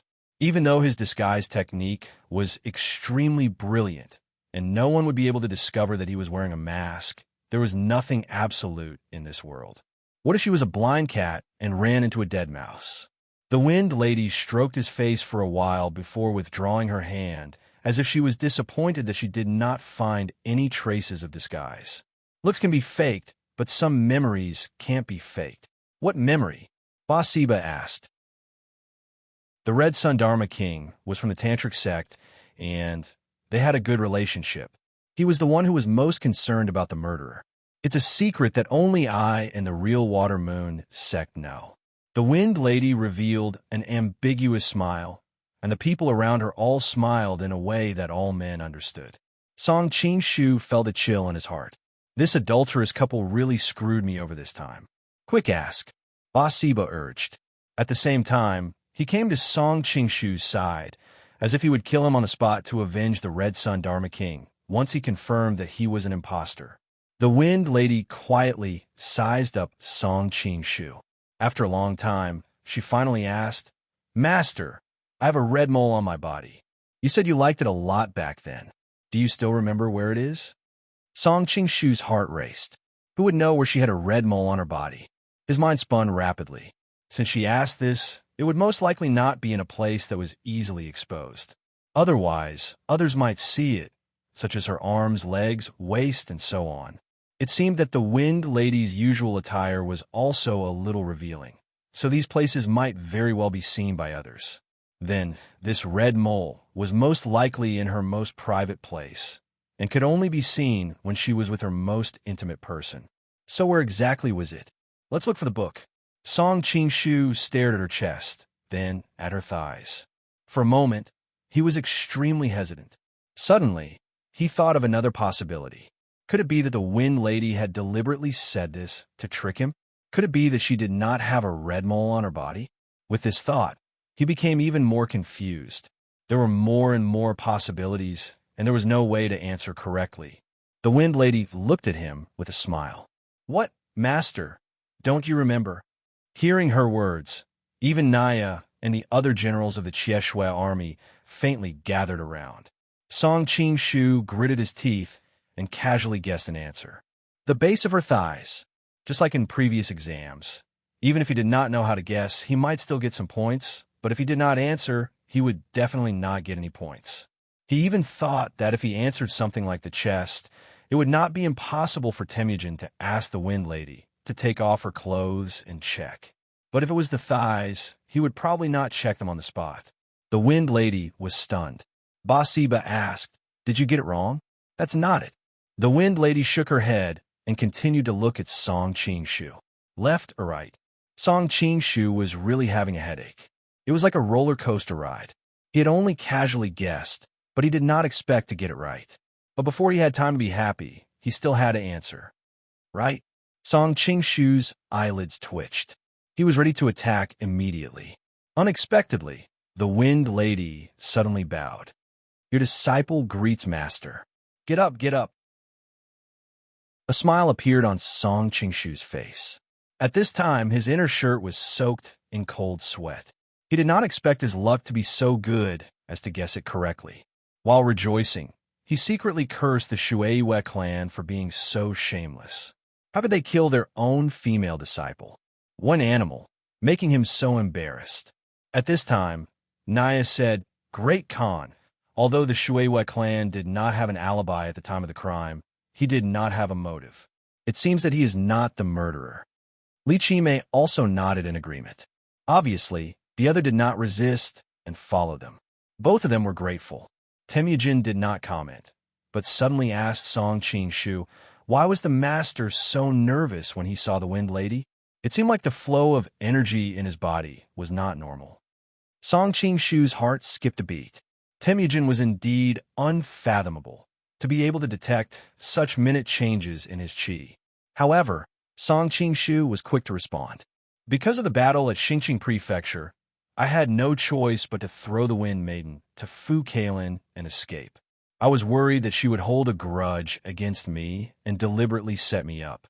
I didn't expect that she would repay evil with kindness and not hate me, her master. Temujin nodded, obviously accepting this explanation. He then looked at the Wind Lady. The Shueiyue clan obviously abandoned you at the critical moment. Why are you still willing to testify for him? Song Qing-shu became nervous again. The Wind Lady replied, if it were not for Master's adoption, I would have starved to death on the streets more than 10 years ago. To me, he is not only a master, but more like a father. My life belongs to him. Xingqing Prefecture helped him escape from danger, so of course I was willing to do so. How righteous of you, miss. Everyone around them praised her, but at the same time, they secretly despised the Shueiyue clan's character. She treated you like a father, but you slept with her. What a beast. Coming out of the palace, Song Qing-shu still felt like he was in a dream. Just as he was in a trance, a soft body suddenly wrapped around his arm. Master, why didn't you wait for me? Song Qing-shu turned around and saw that it was the Wind Lady. He forced a smile and said, thank you for today. Chapter 2297. Startled, Song Qing-shu said in a low voice, don't joke with your master, Wind Lady. Wind Lady laughed. Looks like you've taken a liking to our relationship. Song Qing-shu knew that he couldn't get away with this. Aren't you afraid that I'll kill you for telling me this now? He asked in a low voice.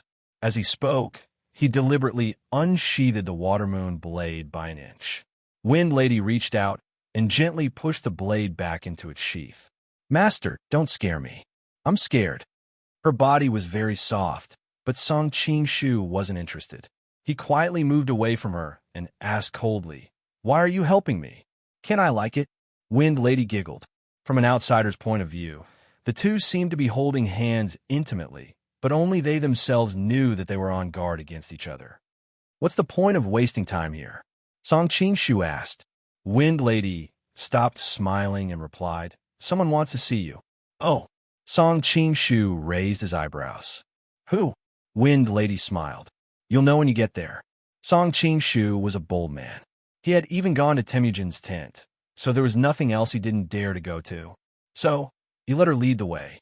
The Wind Maiden brought him around Helen City and finally came to an inn. Although Helen City was deep in the Great Steppe, it was now the capital of the Mongolian Empire. It was also a trading center for various forces. Persian merchants, Seamus, and even Han people from the north of the Central Plains came in an endless stream. Naturally, there were inns and restaurants in the city.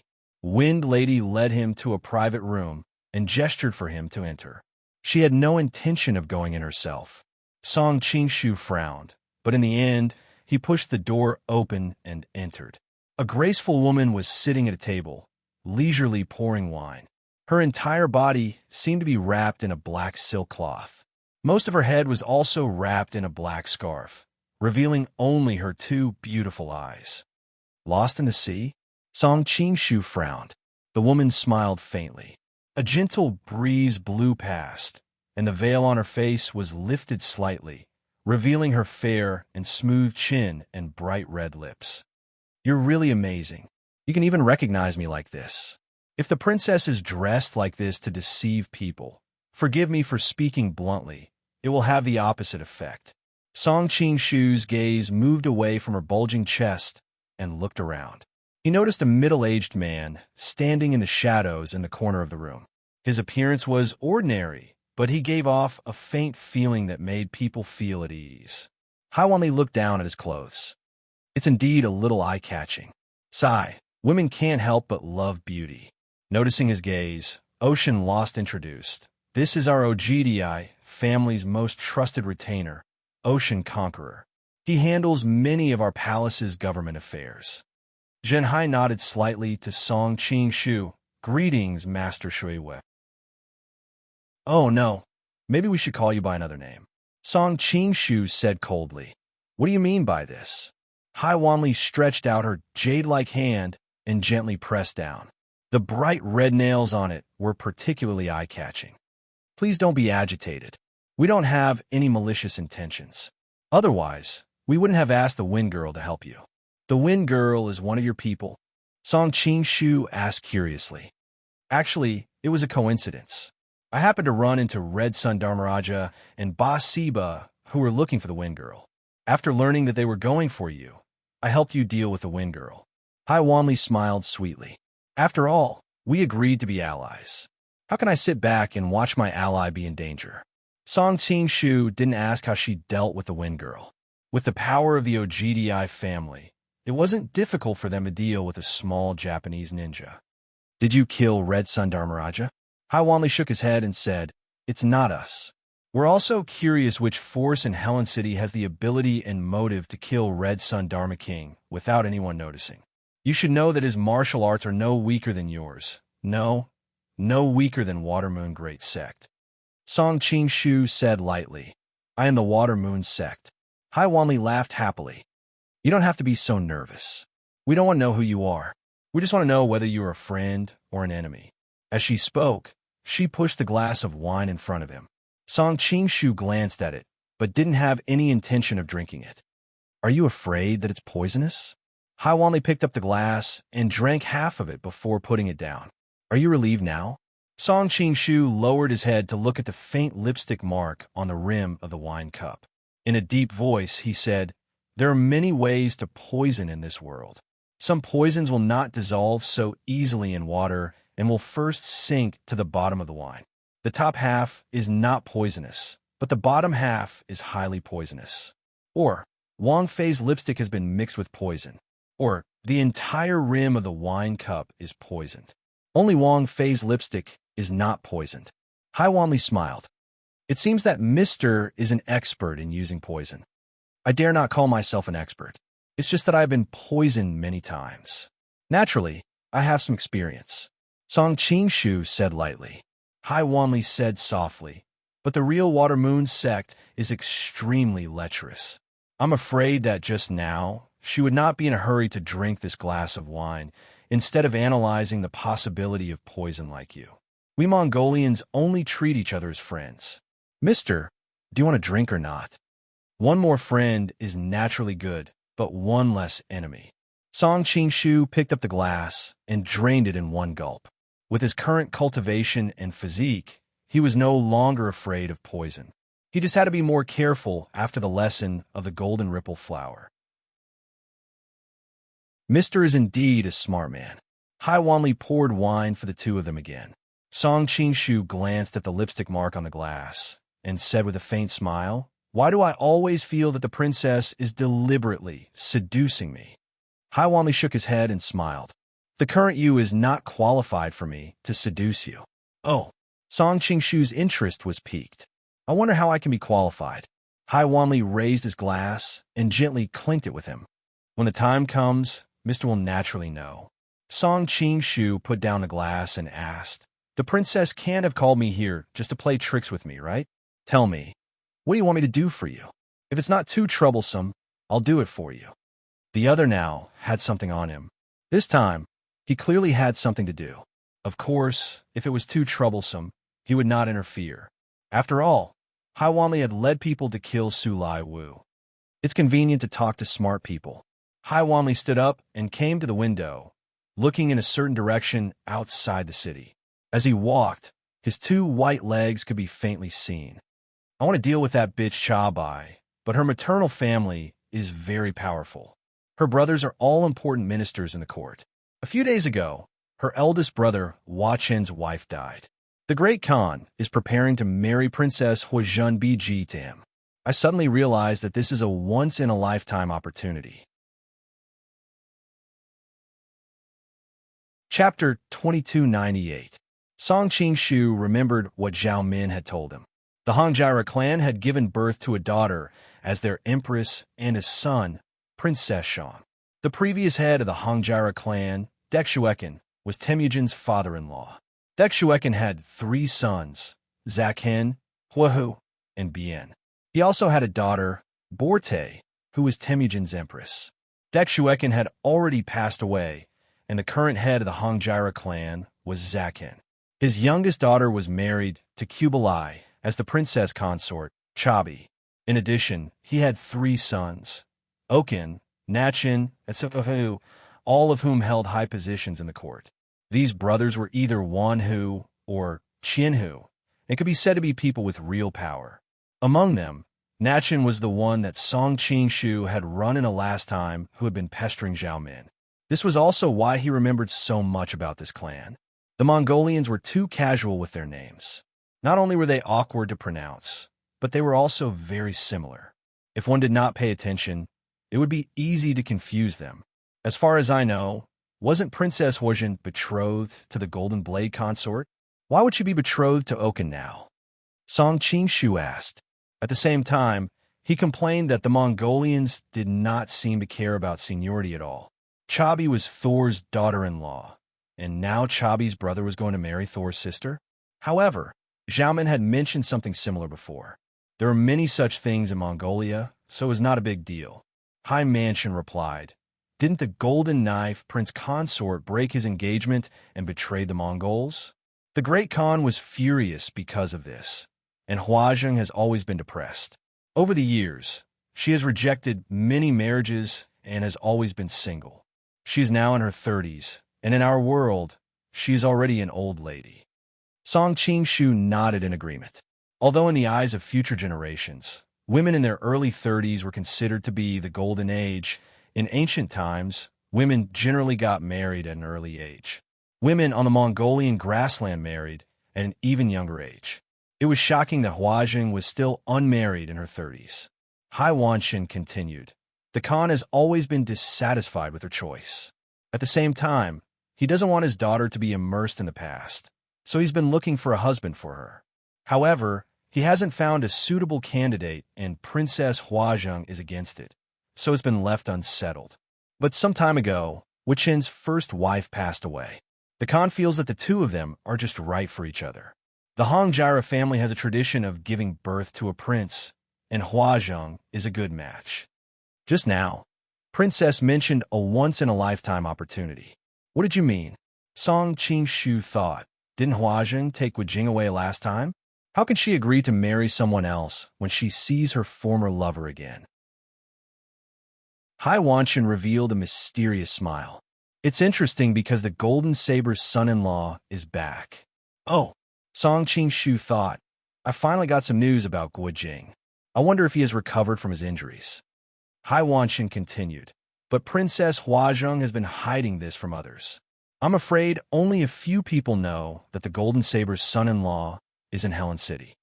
Why? Song Qing-shu thought. No wonder I didn't hear any news about Guo Jing when I came to Helen City. I thought I didn't investigate enough. It turns out that someone is hiding the truth. Because the Golden Saber's son-in-law defended Xiangyang City and fought against our Mongolian army for many years. Who knows how many Mongolian soldiers and experts' blood his hands are stained with. Now, those who were friends with the Golden Saber's son-in-law have long passed away.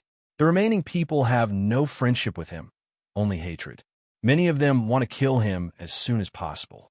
Even the great Khan has long wanted to kill him. So, Princess Huazheng has been hiding the news of the Golden Saber's son-in-law. She's afraid that others will find out and kill him. I only found out by chance. Song Qing-shu said tentatively, as far as I know, the Golden Saber's son-in-law died in the Southern Song Dynasty's northern expedition against the Jin Kingdom. Why is he in Helen City? Hai Wanli answered. As far as I know, the Golden Saber's son-in-law was seriously injured during the northern expedition. It seems that someone rescued him. Then, Princess Huazheng happened to pass by and brought him back to recover.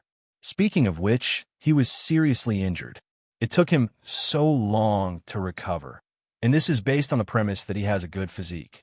If it were someone else, I'm afraid they would have died after suffering such a serious injury. Song Qing-shu was delighted. It seemed that Guo Jing was indeed safe and sound. He asked, but as far as I know, the Golden Saber's son-in-law is dedicated to the Southern Song Dynasty. His wife and daughter are also there. Since he has recovered, why hasn't he gone south? Hai Wanli shook his head. I don't know either, but I think all men are the same. How can a wife at home compare to a lover outside? No matter how beautiful your wife is, after being together for so many years, she can't compare to a lover who is slightly less good-looking. Moreover, Princess Huazheng is not bad-looking. Ever since she was rescued, Guo Jing has been staying in Huazheng's tent. A man and a woman are intimate with each other all day long. It's no surprise that something happened. That's true, Song Qing-shu agreed, but in his heart, he was thinking that if it was someone else, it would be the same. But with Guo Jing's character, it was unlikely that he would do such a thing. There must be some unknown reason. But what does this have to do with Princess's plan? What do you want me to do? Hai Wanli smiled. I'll inform you when the time comes. I'm just letting you know in advance so that you can be prepared so that you won't be caught off guard.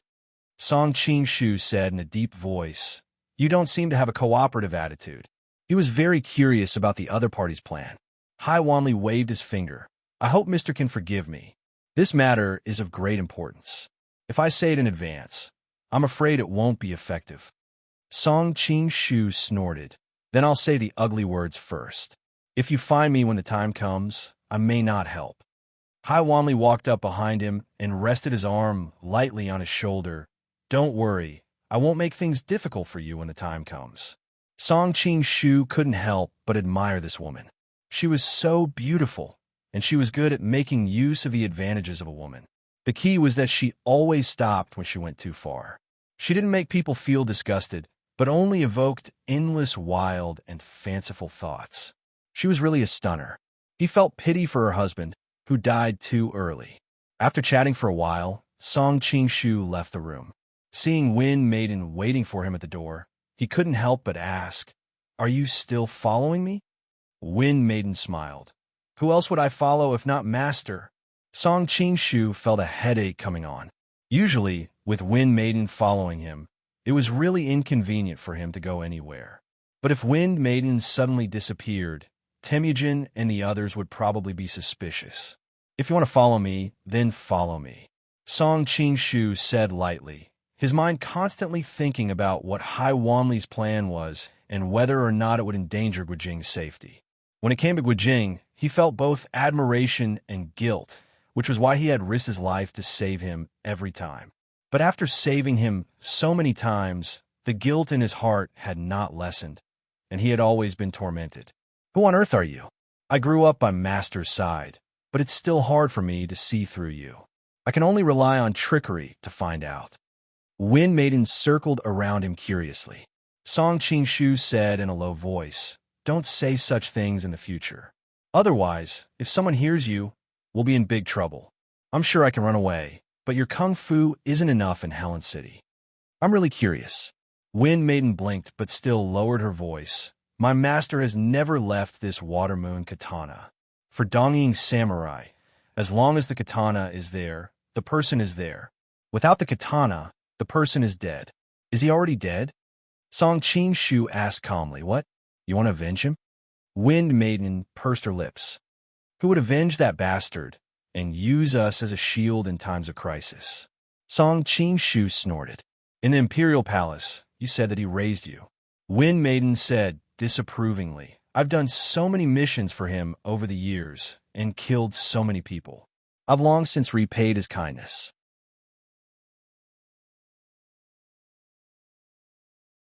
Chapter 2299. The Wind Lady opened her mouth wide.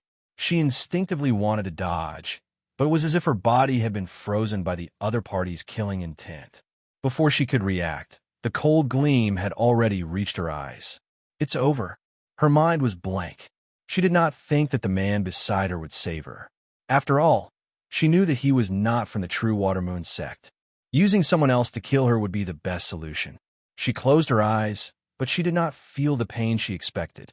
Instead, she felt her entire body being pulled behind her. She opened her eyes in curiosity and saw that the person was standing in front of her like a tall mountain. He held the water moon blade in his other hand, and it clashed with the cold gleam dozens of times. Just now, she only saw a vast expanse of whiteness in front of her. Only now did she have the opportunity to see the figure of the person who came. She saw a person wrapped in black holding a thin and long sword, attacking her like a storm.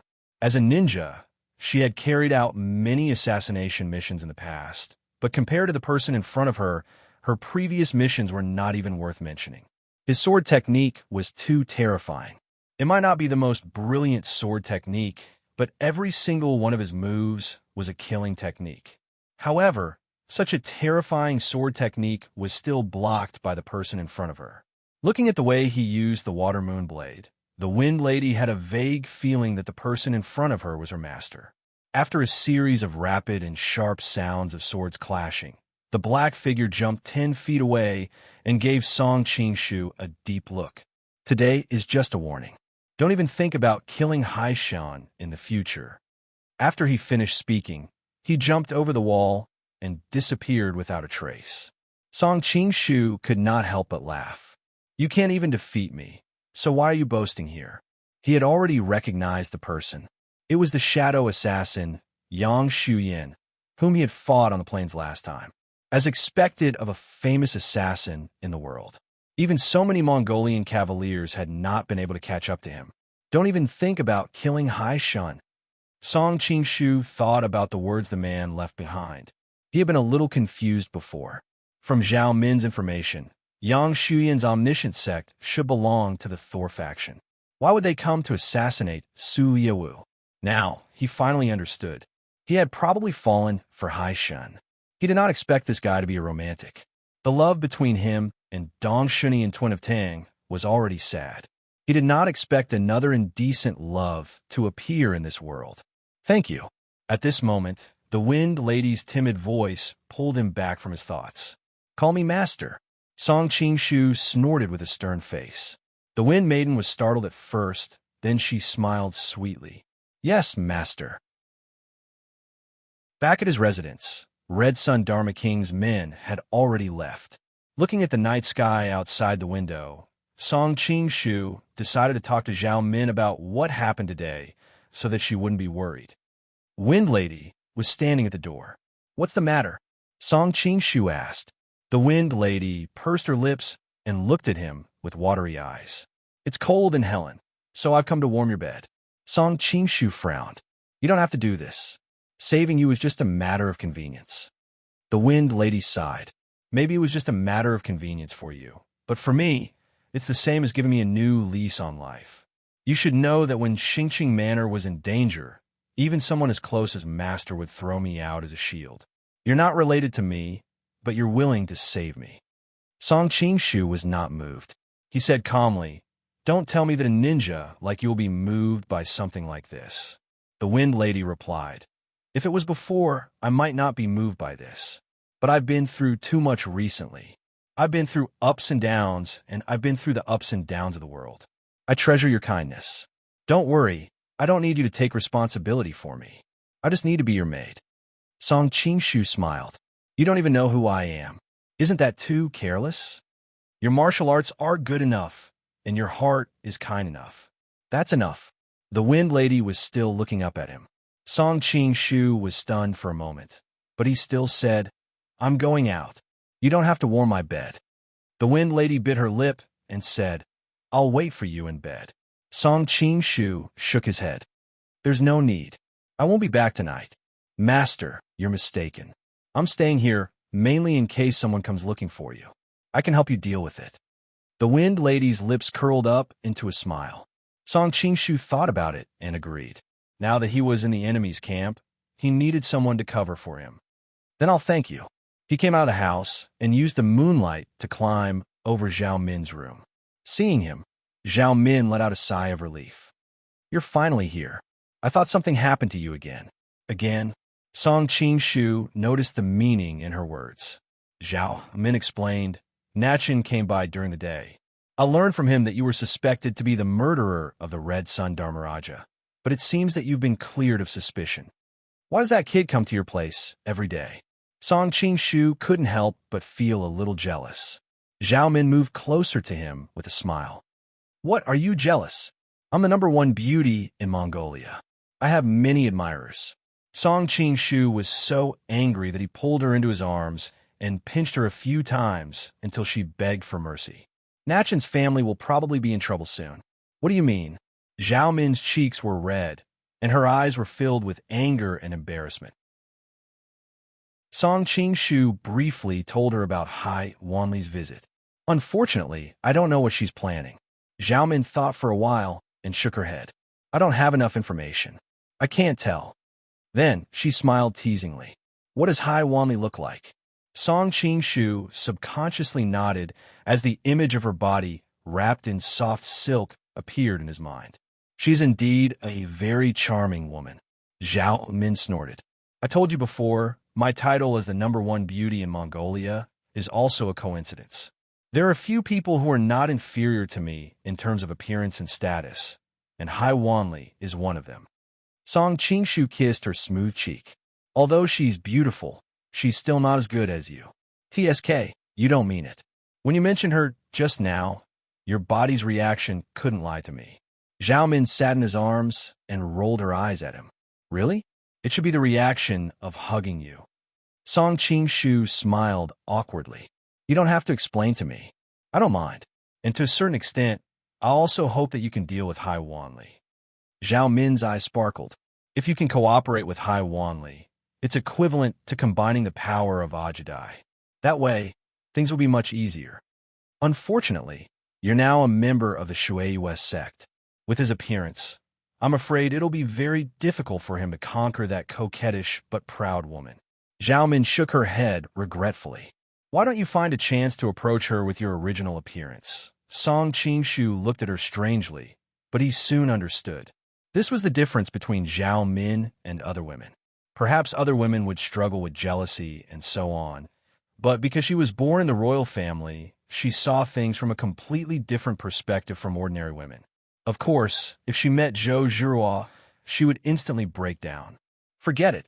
We'll think about conquering Hai Wanli at length. You should go to Huazheng and investigate first. See what Hai Wanli is planning," Zhao Min said. Song Qingshu nodded. He indeed had to investigate first. Otherwise, if something happened to Guijing, his conscience would be tormented for the rest of his life. Chapter 2300. Song Qingshu felt a headache coming on. What the hell was this? In broad daylight. He looked up and remembered that it was already night. In ancient times, people didn't have TV or mobile phones at night. What else could they do other than peeping? If it was a few years ago, Song Qing-shu might have been interested in peeping. But now he was not in the mood. He shook his head and continued to look for Hua Jing's room. But soon he came back with a strange expression. This was Hua Jing's room. He had seen Hua Jing several times before and remembered her haggard look. He knew that she was hurt because of Guo Jing and subconsciously thought that she only cared about Guo Jing. But now he found that she was having a good time. For some reason, Song Qing-shu was very upset. It had nothing to do with him, but he felt sorry for Guo Jing. But in the end, Guo Jing abandoned her first. She had no obligation to Guo Jing. She was free to do whatever she wanted. He decided to come back another time. But after a while, he came back again. Let's take a look. What if the person inside isn't Hua Jing? If that's the case, we'll misunderstand her. It'll be a sin if we speak ill of her in front of Guo Jing. Song Qing-shu pried open a gap and looked inside. Song Qing-shu frowned. In order to avoid a melodramatic drama, he had found so many excuses for her. Who knew that it was not a misunderstanding? He was about to leave when his body suddenly trembled. He saw the man's face clearly. He had square eyes and a wide nose. He had a natural sense of righteousness. Who else could it be but Guo Jing? Song Qing-shu was instantly thrown into disarray. What the hell was going on? But on second thought, Guo Jing and Hua Jing were childhood sweethearts. This time when his life was hanging by a thread, he was saved by her. She took care of him without caring for him and cured his serious injury. Anyone would be touched by her kindness. What's more, according to the information from the Lost Sea, Guo Jing had been living in Hua Jing's big tent. A man and a woman living together in a room. They had been intimate for a long time. But if Rongwen knew all this, would she be sad? Song Qing-shu shook his head and decided not to tell Huang Rong what had happened today. Guo Jing and Hua Jing were in love with each other, so there was no need for him to be a villain. I'll catch up with them another day. Song Qing-shu took a few glances and his heart started beating faster. He decided to leave first.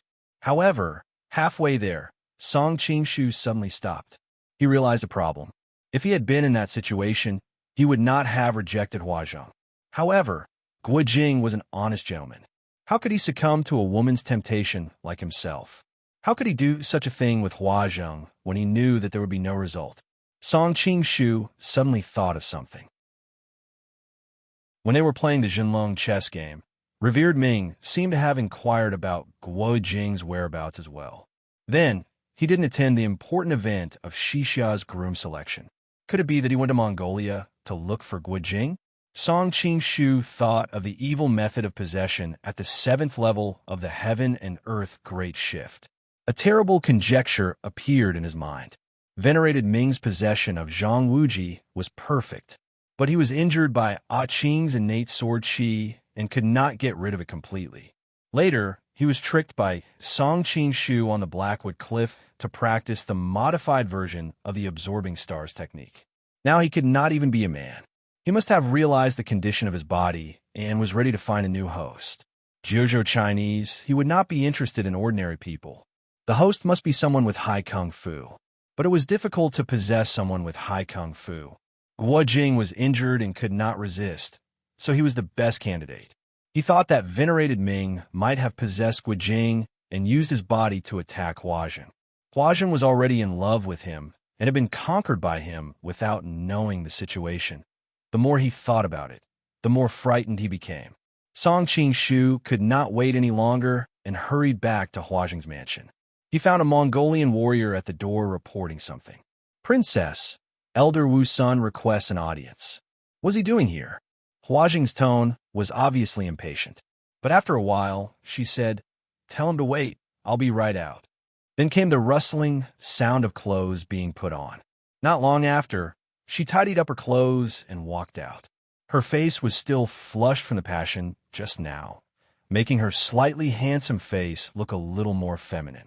Elder Wu Sun? Song Qing-shu was puzzled. He had a deep impression of this elder with strong spiritual power and knew that he had a high status in Mongolia. Why would he come to Hua Jing in the middle of the night? Could it be that Temujin already knew that Guijing was here? After a moment's hesitation, Song Qingshu decided to first find out why Elder Wu Sun had come. It would not be too late to check on Guijing later. In the living room, an old man in a white robe was leisurely drinking tea. Song Qingshu held his breath and hid outside the window. The old man's spiritual power was too strong, and Song Qingshu did not dare to be careless. When Huazheng came in, Elder Wu Sun gave her a meaningful look. It seems that I have disturbed the princess's good time. Huazheng rolled her eyes. You didn't come looking for me so late at night just to make fun of me, did you? The princess's temperament is indeed like that of the Khan. In that case, I will not beat around the bush. Elder Wu Sun stopped smiling. The princess promised me 30 beauties from the Balmati tribe. Where are they? Among all the tribes of the steppe, the Hongjiara tribe was the most prolific in producing beauties. However, this tribe had a marriage alliance with the royal family, and all the women were to become the future empress or princess. Other than the Hongjiara tribe, the Balmati tribe was the most famous for their beauties. Outside the window, Song Qingshu had a strange expression on his face. He did not expect this old man to be so lecherous at his age. Thinking back to the way he looked at the wind girls in the palace, he was not surprised. What was surprising was that he wanted 30 beauties in one go. Could his body handle it? He would not accidentally die on the belly of a woman. Huazheng frowned. Don't worry, I will not forget what I promised you. However, it is not easy to gather 30 beauties. I still need time. Princess, you are not just brushing me off, are you? Elder Wu Sun asked in a low voice. The Balmati tribe is in your fief. Huazheng answered. You know that the Balmati tribe is only under my jurisdiction in name. They are not my direct subordinates. I need time to gather enough benefits to exchange with them. Then this old man will wait and see. Elder Wu Sun suddenly stopped when he reached the door. He said with a smile that was not a smile, I hope that princess will not play tricks on me. You should know that although this old man sealed the memories of the golden knife prince consort, this seal is not permanent. Leaving behind this threat, Elder Wu Sun laughed and left, leaving Huazheng alone with an uncertain expression. Chapter 23:01. Song Qingshu hesitated for a moment, then quietly followed behind old man Wu Sunday. From the first time they met, he was a little afraid of this guy with extraordinary mental strength. He always felt that this guy was a threat to him, but the last few times he met him, he was always with Temujin and other masters, so Song Qingshu did not know where to start. Now that he finally met him alone, how could he let go of such an opportunity? Perhaps because he had made a shady deal with Huazheng. This time he came alone, without even a follower. His white robe was particularly eye-catching in the dark, but for some reason, the passers-by on the road turned a blind eye to him, as if he did not even exist, unknowingly controlling the minds of the people around him. Song Qingshu was shocked. This kind of control was really shocking. Even he could not hypnotize so many people at the same time. Looking at his slightly thin back, Song Qingshu could not help but be curious. With this kind of body, he actually wanted 30 beauties in one go. Would he be able to handle it? Your Excellency has followed me for so long. It's time for you to come out and meet me. Old man Wu Sun turned left and right and finally stopped in a remote alley. As expected of the great shaman, to be able to detect my presence. Song Qingshu walked out of the shadows. He was not dressed like a member of the Shueiyue clan, nor did he reveal his face. Who are you? Old man Wu Sun looked at the masked man in front of him with some vigilance. This person's aura was very unfamiliar and should not be someone he met often. Who I am is not important. What is important is what shameful things you have done. Song Qingshu suddenly thought of something and decided to trick him.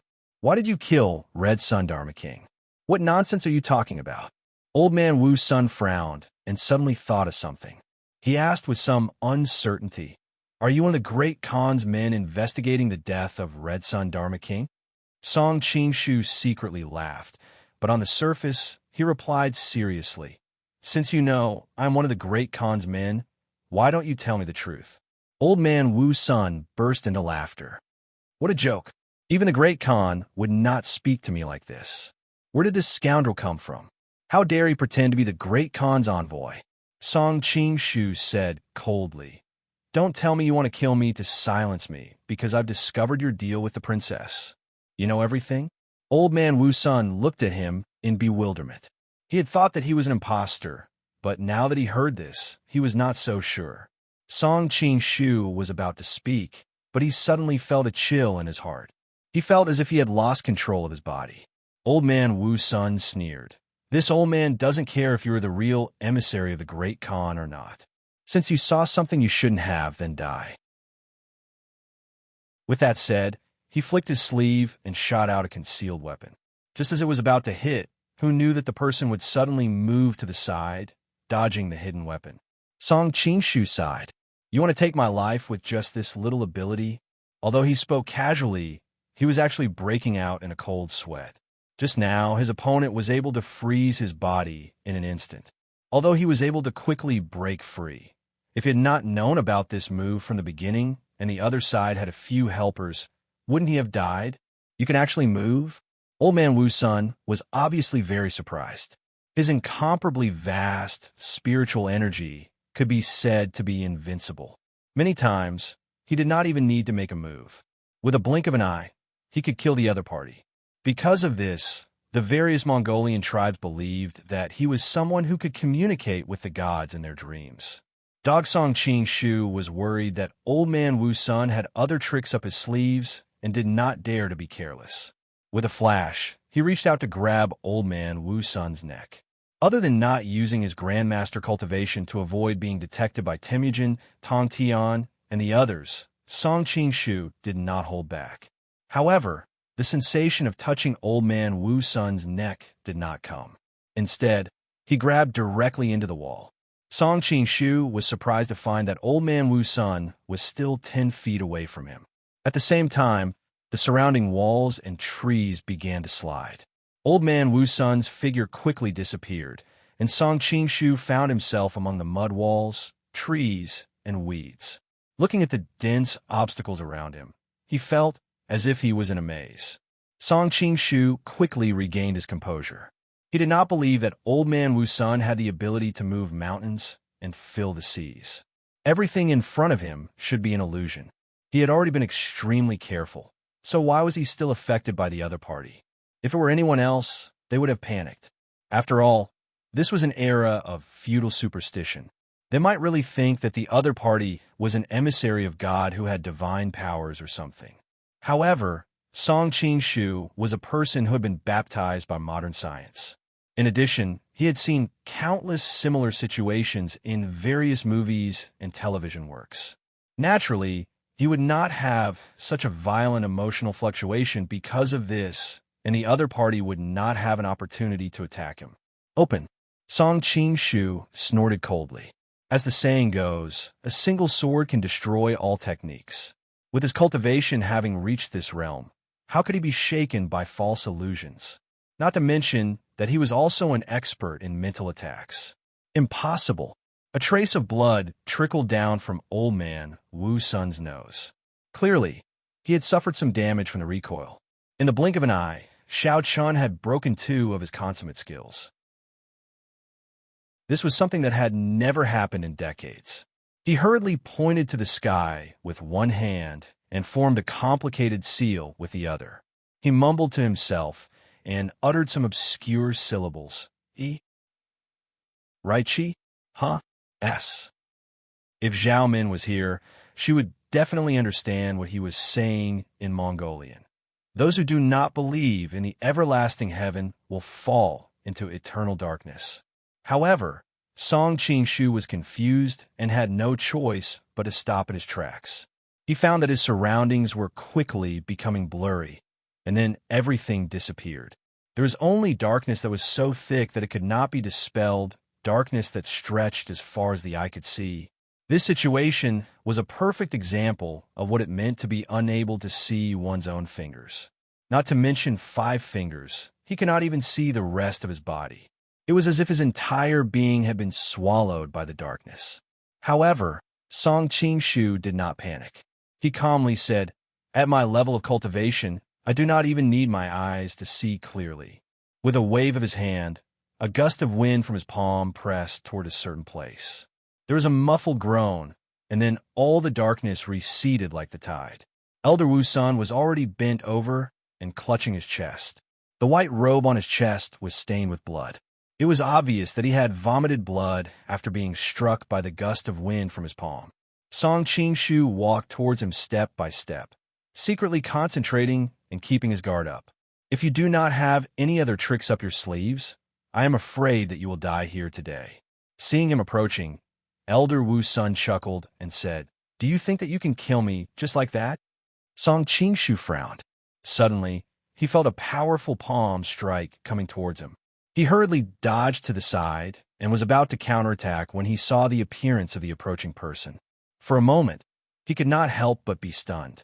The approaching person had thick eyebrows, big eyes, and a tall stature. It was none other than Guojing. Chapter 23:02. Song Qingshu was confused, but Guojing did not show any mercy, so he did not dare to be careless. He quickly raised his palm to block. Guojing's 18 dragon subduing palms combined with the 9 manual had reached the level of yin and yang, so he could not be careless. Fortunately, Song Qingshu also knew the 18 dragon subduing palms. Although Guojing attacked urgently, he still found an opening to speak. "Brother Gua, why are you helping Elder Wu Sun?" Guojing did not answer and continued to attack expressionlessly. His movement was a combination of Mongolian wrestling and the Big Dipper formation of the Chuanjian sect. What was more frightening was that he could use the left and right mutual combat. Although his cultivation was only at the level of one of the 5 ultimate masters, he was very difficult to deal with in a real battle. Song Qingshu didn't want to fight with him, but as a result, he was forced to retreat again and again. If it weren't for his cultivation, he might have already been injured. Looking at Elder Wu Sun's disappearing figure, Song Qingshu thought that if he knew this would happen, he would have used his sword qi.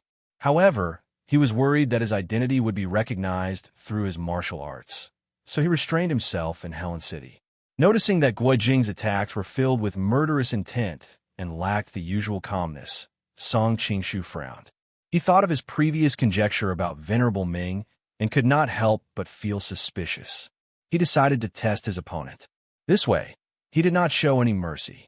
Because he was familiar with the 18 dragons subduing palms and the 9 manual, he also had a good understanding of the Chuanjian sect's martial arts, and he had seen Wang Chongyang's ultimate version of the Big Dipper formation at Chongyang Palace. He already had a way to deal with it. Soon, Song Qingshu turned the situation around. Because he was worried that his opponent was Venerable Ming's possession, Song Qingshu did not want him to see through his martial arts, so he did not use his signature martial arts. Fortunately, he had mastered them and did not need to be restricted to one move or one style. After a while, Song Qingshu gradually calmed down. Just now, his opponent was in danger several times, and his life was hanging by a thread. Even in such a situation, he did not use the Heaven and Earth Great Shift or any other martial arts of Venerable Ming. Only then did he believe that he had nothing to do with Venerable Ming. "Brother Gua." At this time, a cry came from afar, and a girl with a head full of embroidered braids flew over. Seeing Hua Zheng, Song Qingshu jumped out of the battle circle and stopped attacking. Why am I here?" Seeing her, Guojing's body suddenly trembled, and a trace of confusion appeared in his eyes. Hua Zheng's face was full of worry. "I'm curious too. We were in the tent just now." She blushed and quickly changed the topic. "I don't know why, but you suddenly ran out of the tent with a serious face. You didn't listen to me no matter how I shouted at you." "Really? Why don't I have any recollection of it?" Guojing scratched his head in confusion. Song Qingshu was stunned for a moment before he suddenly reacted. He said he must have been struck by old man Wu Sun's mental imprint. When he felt the call, he rushed over to save him. No wonder he felt that although Guojing's attacks were fierce, they were not as smooth as he should be. He also did not display his full strength in the left and right mutual combat. It turned out that he was under mental control and his martial arts were naturally discounted. Huazheng looked at him warily. "Who are you?" Song Qingshu said in a deep voice. "May I have a word with you, princess?" Huazheng snorted. "Just say what you want.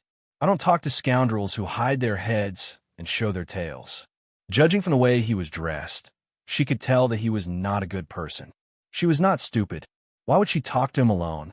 Song Qingshu glanced at Guijing and said lightly, "I want to talk about the deal between Old Man Wu's son and the princess.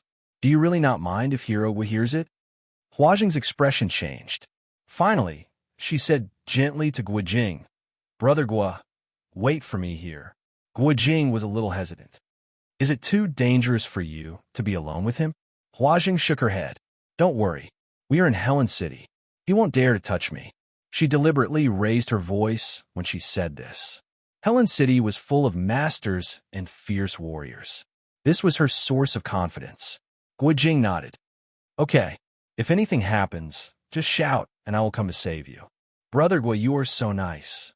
As Huazheng spoke, she put her arms around his neck and kissed him on his cheek. Her face was filled with happiness.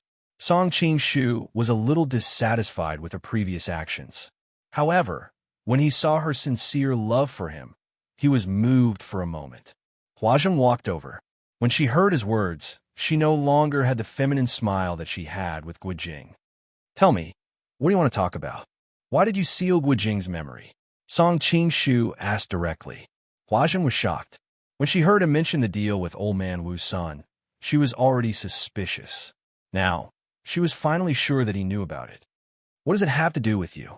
How does it have nothing to do with me? When I handed him to you, I hoped that you would heal him. I didn't want you to tamper with his memory," Song Qingshu said coldly. Huazheng was stunned. She stared at him with her eyes wide open. "You are Song." Song Qingshu took off his veil. "Yes, it is me." Huazheng was shocked. She hurriedly looked around. When she saw that there was no one else, she said in surprise, "You dare to come here?" Song Qingshu shrugged. "I am now in an alliance with Mongolia. Why wouldn't I dare to come?" Seeing his nonchalant attitude, Huazheng was angry and anxious. "You are in an alliance with Ruyang Mansion. Don't you know that Ruyang Mansion is in trouble?" Song Qingshu nodded. "I know. If he didn't know that she was a good friend of Zhao Min and that he had a relationship with Guijing, he wouldn't have revealed his identity. Are you here for Minmin?" Huazheng seemed to think of something and asked. "You can say that." Song Qingshu couldn't say that he was here to deal with her father. "Princess, please keep it a secret for me." Huazheng looked at Guijing in the distance. "Even if it wasn't for Minmin, you saved Guijing last time. I still owe you a favor." "Princess, you are indeed a heroine." Song Qingshu gave her a thumbs up. "But why did Guijing lose his memory? Is it Elder Wu's son's doing?" "Not really." Huazheng sighed. "I was the one who asked him to help." Noticing the teasing look in his eyes, Huazheng blushed and explained, "It wasn't what you think at first. Guijing's injuries were too serious, and he was infected with a bad disease. During that time, he had a high fever and was delirious. He talked nonsense as if he had gone mad. His martial arts were very high, so it would be troublesome if he acted up. So I begged Elder Wu's son to help him calm down." As for what happened later, Huazheng gritted her teeth. "I've lost him for 16 years. I don't want to experience that again. This time, I have the opportunity to be with him. I'm willing to do anything." Song Qingshu sighed, "But he has a wife and daughter in the Central Plains. Do you want him to be a heartless man?" Huazheng snorted. "It's normal for a man to have 3 wives and 4 concubines. Moreover, Brother Gua is such a hero. If Huang Rong agrees, I don't mind being a concubine. But my identity is special. I'm afraid the Khan won't agree." Song Qingshu was stunned. He thought, why are these women so fierce? Chapter 2303. Song Qingshu asked, "Is it Wochin of the Hongjiara tribe?" Huazheng was surprised. "Only a few people know about this." "How did you know?" "It's not hard to guess that the Hongjiara tribe gave birth to a daughter as their queen and a son as a princess." Song Qingshu gave a perfunctory answer, not wanting to expose his relationship with Hai Wanshan. Huazheng nodded and did not pursue the matter, so I can only take advantage of my free time to be with him and fulfill one of my wishes. Song Qing-shu asked curiously, Guo Jing was your father's son-in-law after all. Why don't you ask him to marry you? Hua Jing shook her head and said, a few years ago, Guo Jing fought with our Mongolian army in Xiangyang. Countless of our Mongolian warriors died at the gates of Xiangyang. Now, I don't know how many of them are relatives of our fallen soldiers in Helen City. Moreover, Guo Jing is only willing to be with me because of his amnesia. If he regains his memory, he will definitely not agree to marry me. These years, Father Khan's temper has become more and more strange. It can be said that those who submit will prosper, and those who oppose will perish. You are really in a dilemma. Song Qing-shu was worried about her. On one hand, he was worried that the Mongolians would deal with Guo Jing. On the other hand, he was worried that Guo Jing would break up with him after he regained his memory. No wonder she looked so sad. Then what do you plan to do? Every day is a day.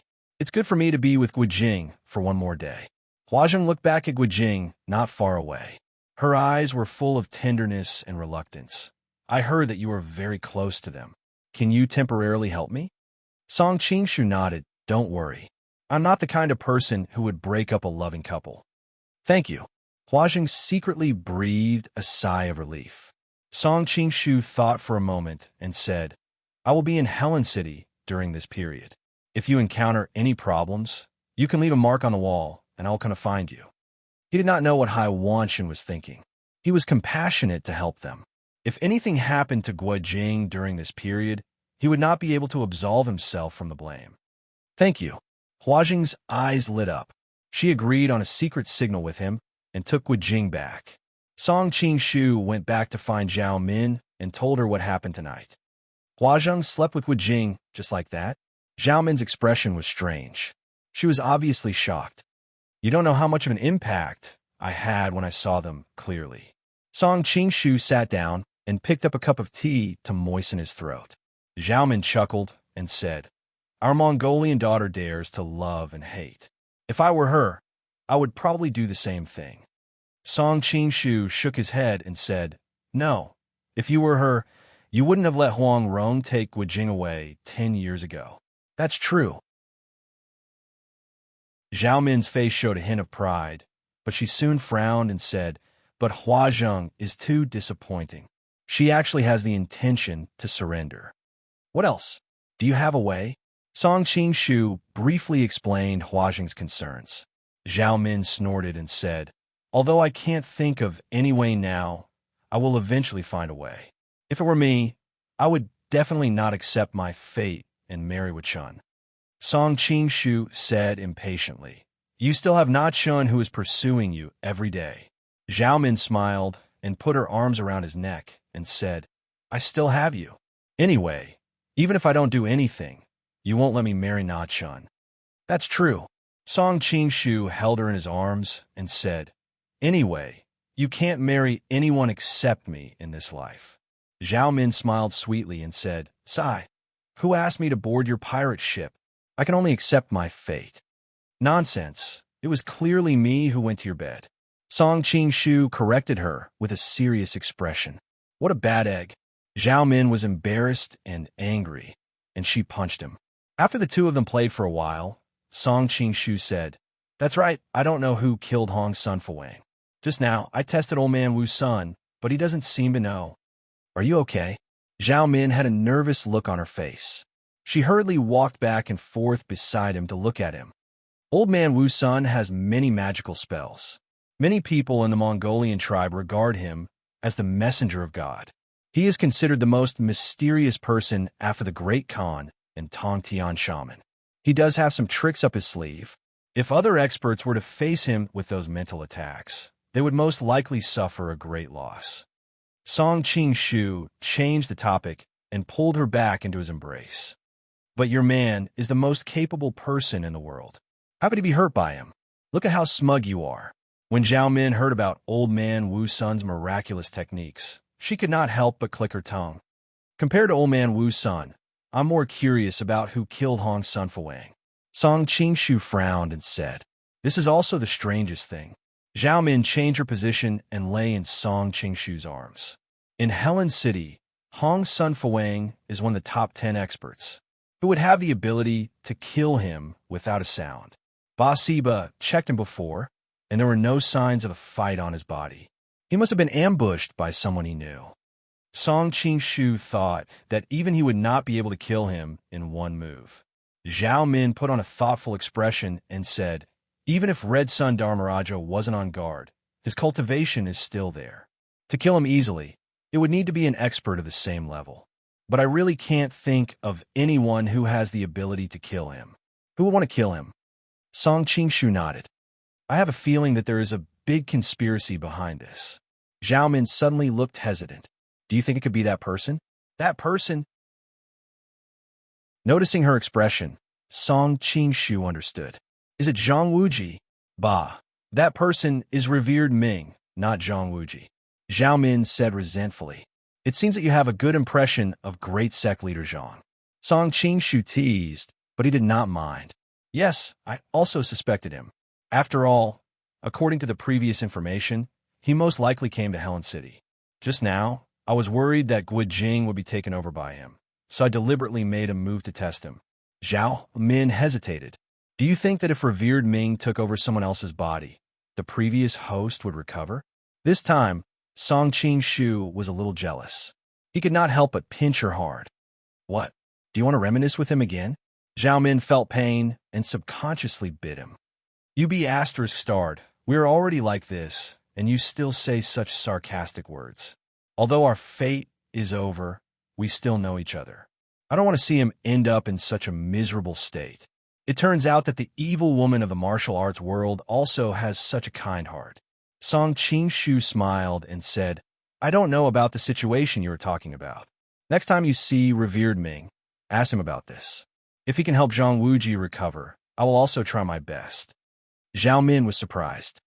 You used to hate him so much, but now you are actually willing to help him? Chapter 2304. I'll bite you to death.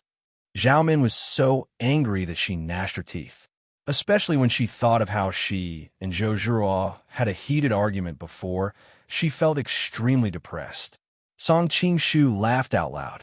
He dodged and parried at the same time, taking the opportunity to move the battlefield to the bed. Zhao Min realized that the situation was not good. But how could she escape when she wanted to? After being skillfully dealt with by him, Zhao Min could only switch from offense to defense. When the city gate was about to fall, she made her last request before surrendering. You're not allowed to think about that woman with the surname Zhou at this time. Before Song Qing-shu could reply, Zhao Min sensed the change in his body. She couldn't help but be furious. You bastard, you're really thinking about her. You mentioned it first. I can't control in my mind. Song Qing-shu was also helpless. Zhao Min frowned and pinched him lightly to protest his rudeness. Then, she said resentfully, Don't think that I don't know what you're thinking, you playboy. I'll never be with her, and you. Don't even think about it. Song Qing-shu couldn't help but recall the time when the Golden Snake Battalion was injured by venerated Ming. He couldn't help but sigh in his heart. Could it be that this song had really become a masterpiece? After fooling around in Zhao Min's room for a night, he was chased away before the sun rose. After all, he was now in the enemy's camp, and there were countless eyes in the residence watching him. When he returned to the Aqua Moon residence, he found that the Wind Maiden was sleeping soundly on his bed. He wondered if she was still warming his bed. Song Qing-shu originally wanted to sleep in another room, but the Aqua Moon sect was very simple, and the Aqua Moon residence was pitifully small. He didn't know where to put his blanket in the middle of the night, so he simply returned to his room. To prevent the Wind Maiden from causing trouble later, he directly hit her sleeping acupoint before lying down beside her. Just like that, he slept until the sun rose. The exhaustion from the fierce battle was completely recovered, and he felt refreshed. The Wind Maiden also woke up in a daze. When she found that there was a man beside her, she couldn't help but be frightened and immediately reached for her knife. When she saw his face clearly, she stopped moving. Why did I sleep so soundly? I'm not usually like this. Her cheeks were flushed red. She felt that it was too embarrassing. When I came back, I saw that you were sleeping soundly. I didn't want to wake you up, so I sealed your acupoint. Song Qing-shu had already put on his mask again, and his clothes were almost done. The Wind Maiden heaved a sigh of relief and patted her chest lightly. That scared the hell out of me. I was worried that my guard would really drop so much that I wouldn't even know if another man slept with me. Song Qing-shu fastened his belt and answered with a smile. When you meet someone who is far more skilled than you, won't you still not be able to sense it like yesterday? Feng Nu also hurriedly stood up. My martial arts is more than enough to deal with the average perverted thief. If their martial arts are really much higher than mine, I believe that they would respect their status and would not commit such despicable acts. Song Qing-shu's face darkened. Why did he feel like he had been shot in the knee? Of course, Master is an exception. Feng Nu stuck out her tongue, also realizing that her words were ambiguous. I'll go get some water from Master to freshen up. Seeing her petite figure running away in a panic, Song Qing-shu thought that it would be nice to have a maidservant to take care of his daily needs. Speaking of maidservants, he could not help but think of the quadruplets of the Vulture Palace. These 4 beautiful sisters were truly the most considerate and pleasing maidservants in the world. It was a pity that he did not have the fortune to enjoy their meticulous service. After taking over the Vulture Palace, he had been busy all day and did not have the time to enjoy their meticulous service. After he finished freshening up, a servant suddenly came to report that someone had come to visit. Song Qing-shu's heart skipped a beat, and he hurriedly asked, "Who is it?" Ever since the Red Sun Dharma King's last visit, once bitten, twice shy. If it was someone he knew from the Shueihua clan, it would be troublesome. I don't know. That person is waiting in the living room, the servant answered. Book of Wonders, why did you let him in if you don't know? Feng Nu shouted, clearly feeling that the servant was too incompetent. Huh? The servant looked confused. I don't know why either, but it seems like it's very difficult to refuse her. I'll go take a look. Song Qing-shu picked up the water moon saber and walked out. After being interrogated by so many people yesterday, and with Feng Nu's help today, he did not believe that anyone would be able to see through his disguise. When he arrived in the living room, both master and servant were stunned. This was because there was a woman in a white dress sitting on a chair in the living room. She was a woman of indescribable beauty. She had beautiful black hair and snow-white and translucent skin. There wasn't the slightest blemish that could ruin her flawless appearance. She had an elegant and refined temperament, as if she was a fairy from the 9th heaven that had descended to the mortal world. However, people's gazes would involuntarily land on her graceful figure. Looking at the soul-stirring curves of her waist and buttocks, countless thoughts of holding her in one's arms and ravaging her wantonly appeared in one's mind. The contrast between these two temperaments was so great, yet they were combined so perfectly that one couldn't help but feel guilty for blaspheming against a fairy. This woman is so beautiful, Feng Nu whispered to Song Qing-shu. She finally understood why the servant had such an expression. Let alone him, even a woman like her would not be able to refuse a request from such a person. Song Qing-shu was also very surprised. He was not surprised by her beauty, but by her identity. She was the leader of the Heaven's Mandate cult, Dan Yuru. Dan Yuru stood up gracefully when she saw him, and a faint smile appeared on her lips. I pay my respects to the Shueihua sect. Song Qing-shu was momentarily unsure if she was acquainted with the Shueihua sect or not, so he gave a vague reply. What are you doing here so early in the morning? A hint of surprise appeared in Dan Yuru's beautiful eyes. I've long heard that the Shueihua sect is extremely lustful, but why don't you have any reaction when you see me? Could it be that my beauty is not worthy of the Shueihua sect's attention? Song Qing-shu's heart trembled. It seemed that there were many details of his acting that needed to be polished. Although it's true that I like beauty, I also know that the more beautiful something is, the more dangerous it is. Could it be that my beauty is not worthy of the Shueihua sect's attention? The Shueihua sect is indeed very knowledgeable. Dan Yuru pursed her lips and smiled faintly. I've always admired the Shueihua sect's reputation, so I've specially come to express my sincerity.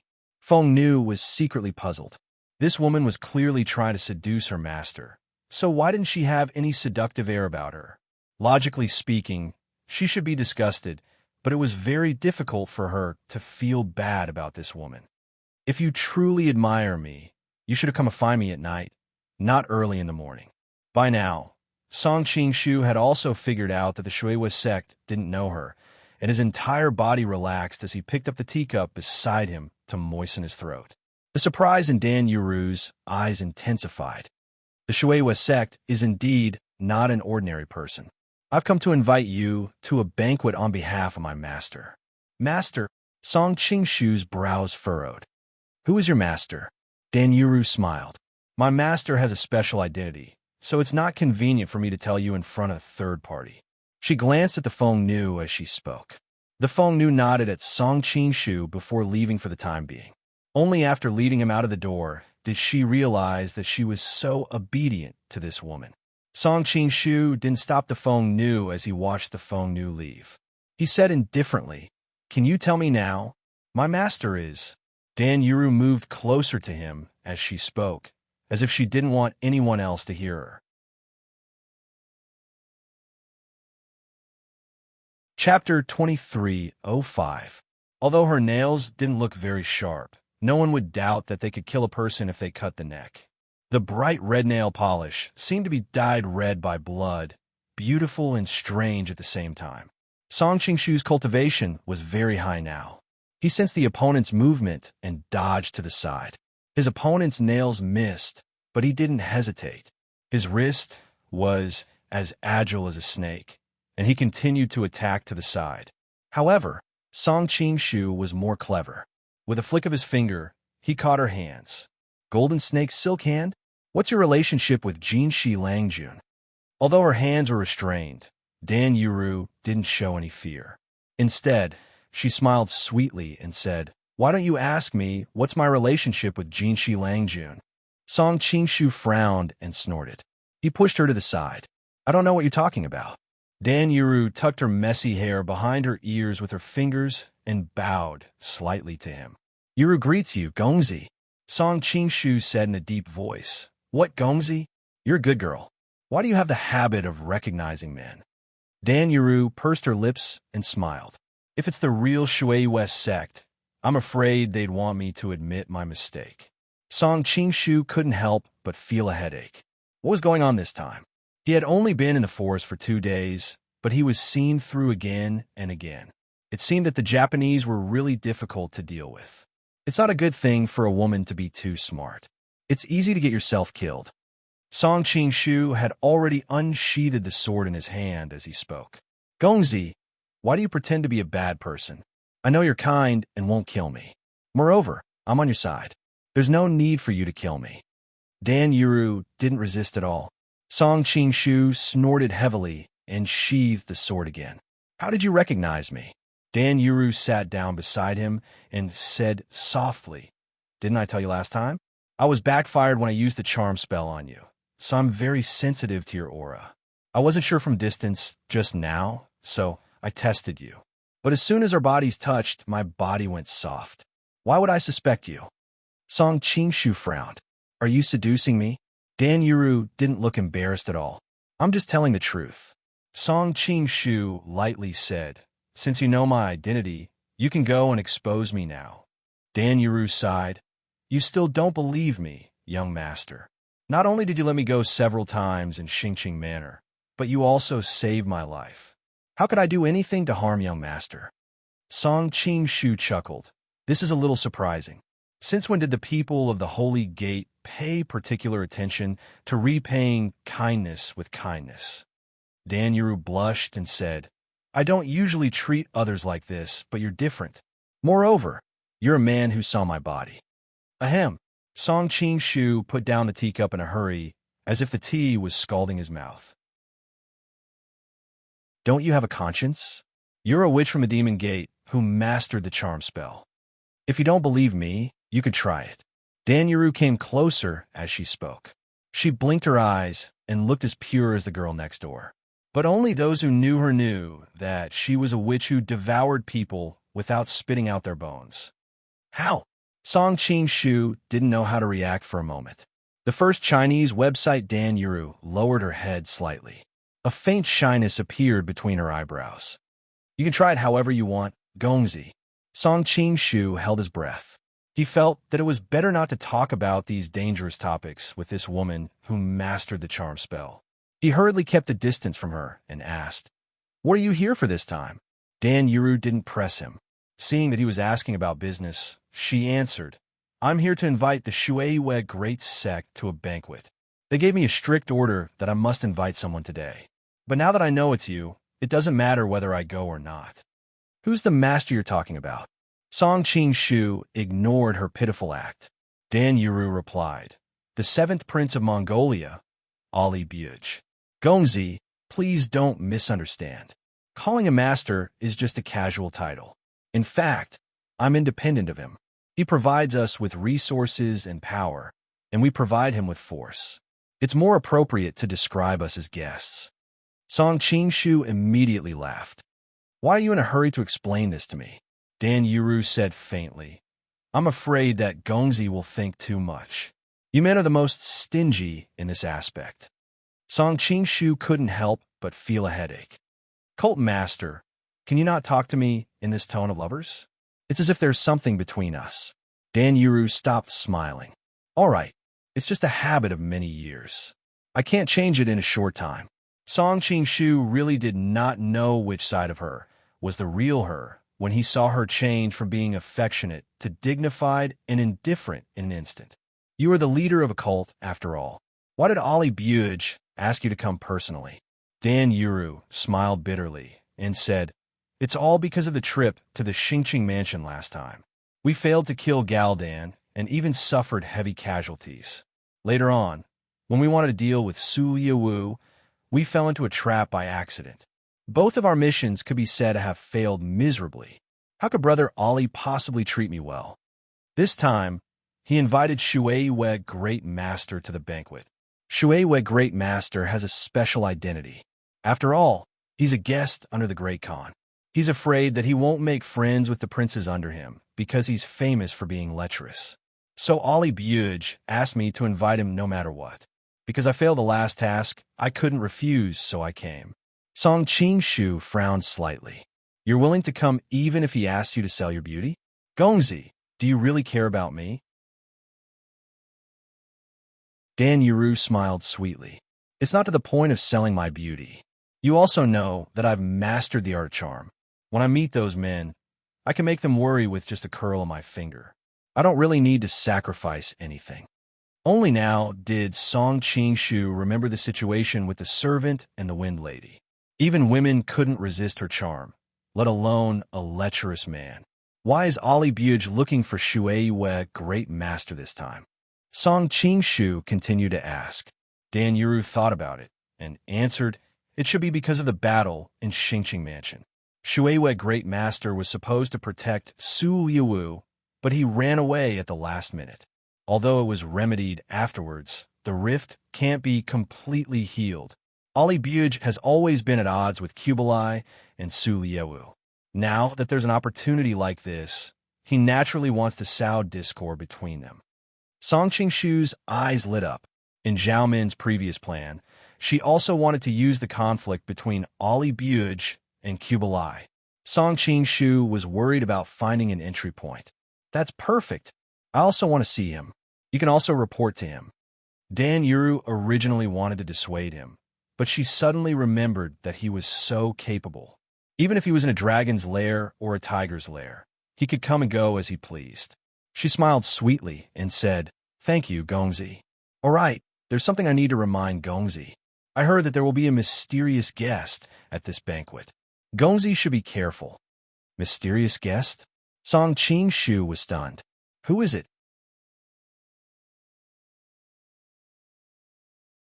Chapter 2306.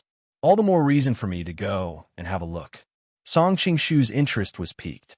His attitude now perfectly demonstrated the meaning of wanting to see the world in chaos. After saying goodbye to Wind Maiden, he followed Dan Yuru to Alabuj Mansion for the banquet. Wind Maiden had wanted to go with them, but Song Qing-shu was having a headache about how to reject her. Dan Yuru said a few words to her, and she obediently waited at home. Song Qing-shu was dumbfounded. Your seduction technique actually has such a good effect on women. Dan Yuru smiled shyly. If you need, I can help you deal with the jealousy of the women in the harem. Song Qing-shu waved his hand. No need. My charm is invincible. I don't need these tricks to make them fall for me. Dan Yuru nodded. Your charm is indeed unparalleled in the world. Even people like me fall for you when I see you. Song Qing-shu felt a chill and hurriedly changed the topic. Who else will be attending this banquet? Dan Yuru thought for a while and answered, there are the kings of Shagatai, led by Ala. There are also Alabuj trusted generals, Halabua, Hundahai, and Huaerchi. They are all famous generals. Halabuhua and Hundahai led the army to conquer Sichuan. Huaerchi is the commander of Alabuj guards and one of the leaders of the Chieshui army. Song Qing-shu had a headache. The most frustrating thing about coming to Mongolia is that these people's names are too hard to pronounce. I can't remember them at all. They all sound so similar. They're all transliterations, so of course they sound strange. After all, there are only a few people like Princess Xiaomin who give themselves Han names. The higher-ups in Mongolia are actually divided into two groups. One group is closer to the Han culture and is deeply influenced by the Han culture, such as the Ryong Mansion and Kublai. The other group is more conservative. They are more used to the traditional Mongolian customs and hate the Han way of doing things. Alabuj belongs to this group. Therefore, the fight between him and Kublai is not only a fight for power, but also a conflict of ideas. Song Qing-shu noticed that she was observing his expression as she spoke. He knew that she was using Zhao Min to test him, so he didn't answer and continued to ask, besides these people, what other masters are there? Dan Yuru replied. In the beginning, Brother Ali mainly recruited masters from the esoteric sect and the blood knife sect of Qinghai.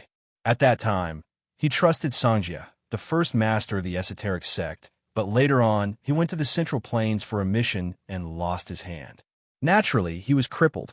In addition, the blood knife ancestor of the blood knife sect used to be valiant, but unfortunately, he died in the Central Plains for no reason. Now, although there are still some masters working under Brother Ali, they have no leader, and their reputation is not as good as before. Now, the experts under Brother Aliber's command are our divine order. However, we also suffered heavy losses in the last expedition to the Western Xia. Song Qing-shu's expression was a little strange. Speaking of which, the deaths of Brother Ali's experts were all related to him. When the time came, he must not let Brother Ali know his identity. Aren't you the leader of the divine order? You should be the first master under his command. Even if you failed the previous mission, there's no reason for you to come out and invite him in person. It's not that simple. Dan Yuru smiled bitterly. Although I'm the leader in name, you also know that in our kind of sect, the strong are respected. Many people don't necessarily obey me, and there are also different leaders in the sect. Song Qing-shu thought of Zhong Zhongyo, the evil Buddha who sneaked up on her in Xingqing Prefecture, and had a general idea. Dan Yuru continued to explain, moreover, I'm not the first master in the divine order. I have a master above me and a few martial uncles. Their martial arts are all higher than mine. It's only because they are too lazy to manage the trivial matters in the sect that they let me be the leader. Who's your master? Song Qing-shu asked curiously. Yes, my master's surname is Fu, and her name is Yaohong. She has a few other senior and junior brothers. You've already met evil Buddha, Zhong Zhongyo, and there's also by Yejing and Lai Rian. Their martial arts are all higher than Zhong Zhongyo's. Dan Yuru thought about it before she continued, but no matter what, they're still fellow disciples. Even if their martial arts are slightly higher, there's no difference in terms of quality. With your abilities, as long as you don't get surrounded and attacked by them, you won't have much of a problem. But there's another person. If you run into him, you must be careful. Who? When he saw the solemn expression on her face, Song Qing-shu became curious. Bloodhand Ligong. When Dan Yuru said those words, a hint of fear appeared on her face. It was as if she was talking about a demon. Bloodhand Ligong? Song Qing-shu thought that the name was slightly familiar, but he could not remember where he had heard it. He's my martial uncle, Dan Yuru explained. Divine Order was created by my master, Fu Yaoong. Technically speaking, we're just a branch of Enweed faction, and Li Gong is the sect leader of Enweed faction. Not only is he the strongest in Enweed faction, he can even compete to be the strongest in the Holy Order. The strongest in the Holy Order? Song Qing-shu knew that the Holy Order she mentioned referred to the 2 sects and 6 paths. Then, between him and Pang Ban, who's stronger? Dan Yuru shook her head. I can't say. They've never fought against each other before. Pang Ban is the strongest in Demon Face sect, and Li Gong is the strongest in Enweed faction.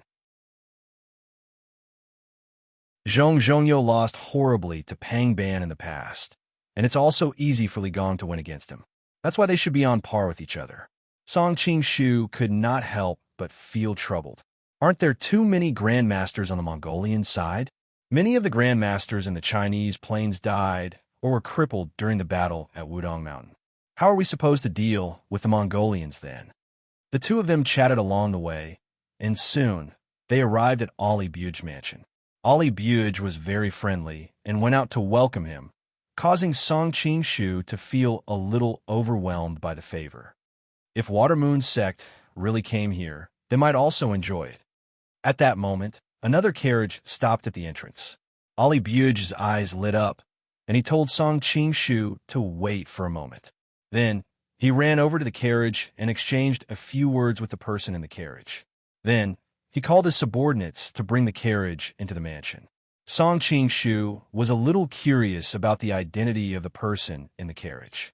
When the carriage passed by the side, he secretly circulated a gust of wind with his palm and blew open the curtains. At that instant, he saw the situation in the carriage clearly. He saw a beautiful woman holding a baby in her arms. Her expression was indifferent, and there was even a hint of misery between her eyebrows. However, in the next moment, the curtains were pushed down by a built man. From the start to the end, the woman did not even look in their direction, as if everything else had nothing to do with her. The built man stared at Song Qing-shu and Dan Yuru coldly. When he saw Dan Yuru, a hint of surprise appeared in his eyes, but he quickly suppressed it. He just stared at Song Qing-shu. You saw it? Song Qing-shu replied indifferently. Is there anything that can't be seen? The built man was furious and was about to lose his temper when Ali Buge came out to smooth things over. We're all on the same side. It doesn't matter. Only then did the built man snort and continue to guard the carriage into the mansion. Dan Yuru, who was on the side, muttered to herself, so the mysterious guest is her. Chapter 2307. She is Brother Minga's consort, Yeren. The child in her arms should be Brother Minga's posthumous son, Yulong Da-shu. Dan Yuru explained. Song Qing-shu was taken aback. Brother Minga's consort? Why is she so close to Ali Buge? Dan Yuru replied. Minga has always been closer to Ali Buge. He is also more inclined to preserve Mongolian customs. On the contrary, he is more distant from Kublai. When Munga was the crown prince, he even had a conflict with Kublai. At that time, Kublai's consort, Chabi, used her maiden family to find Yeren and make peace. Only then did they reconcile. This Princess Yeren is also from Hongjira? Song Qing-shu asked. Dan Yuru nodded. She is Munga's daughter. According to seniority, Chabi's consort is her aunt. Song Qing-shu was already used to this. In Mongolia, there were many cases of aunts and nieces marrying the same person, let alone the same generation. He was concerned about something else. Munga's daughter? I heard that Munga is going to marry Princess Huazheng. Dan Yuru lowered her voice and said, There is such a rumor. Munga's first wife died of illness, and the Great Khan intends to betroth Princess Huazheng to him. Isn't that like an old cow eating young grass? Song Qing-shu thought that even his daughter had grown up, and he even had a grandson. Munga is indeed not young. Dan Yuru pursed her lips and smiled. But that Princess Huazheng is not a young grass, is she? Song Qing-shu only then realized that Huazheng was now in her 30s. She was not even considered a young girl in the future, let alone in this era. By the time they were talking, the two had already entered the prince's mansion. There were already many people in the hall. Ali Buj naturally sat in the main seat, and the first seat on the right was a big man dressed in a typical Mongolian aristocratic costume. Dan Yuru used the secret voice-sending technique. He is Aru, the leader of the kings of Shagatai. Song Qingshu nodded. No wonder he was able to sit in such an honorable position. Then he noticed that the first seat on the left was occupied by the beautiful young woman he had seen in the carriage. She was none other than Princess Yaluan. The baby in her arms was being held by the wet nurse behind her. The baby was neither crying nor making a fuss. It was obvious that he had just been fed and was sleeping soundly. Dan Yuru continued her secret introductions.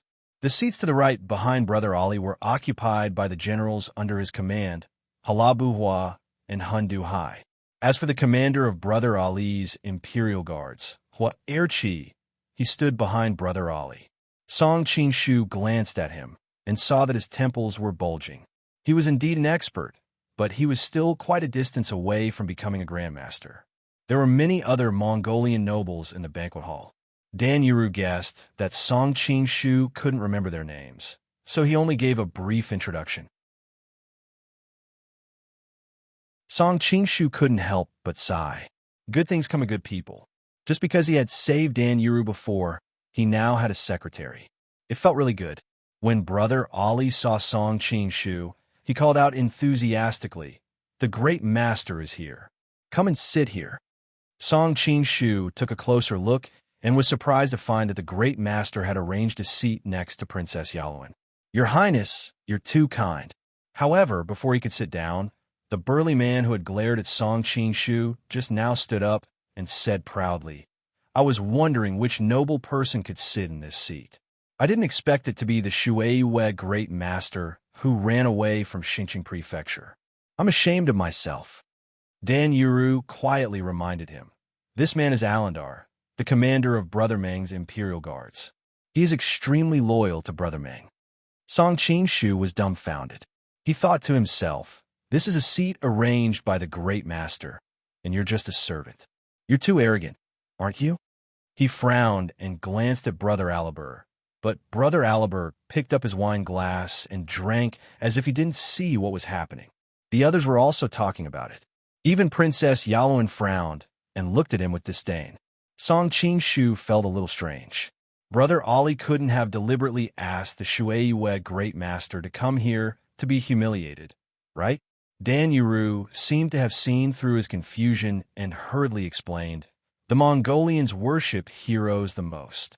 The Shueiyue great master who ran away is indeed a disgrace. Young master, you have to be careful. Don't be humble like the Han people. The Mongolians often have conflicts because of pride. Whoever gives and will be looked down upon by everyone." The reason why the position of Crown Prince fell into the hands of the Ogdi clan was because the eldest son of the Great Khan, Joki, and Shagatai had a big grudge. Neither was willing to submit to the other, and in the end, the Great Khan decided to give the position to Ogdi. Later on, during a western expedition, Guiyu of the Ogdi clan and Batu, the eldest son of the Joki clan, fought over a seat at the banquet. This caused the kings of the Joki clan to support Toale. So after Ogdi and Guiyu died, the position of Crown Prince fell into the hands of Toale. "Thank you." Song Qingshu couldn't help but admire Dan Yuru for speaking so quickly and clearly in such a short period of time. After understanding the whole story, Song Qingshu had an idea and directly retorted, "What do you want?" "I don't want anything. It's just that a good-for-nothing like you doesn't deserve to be in this position. Give up your seat."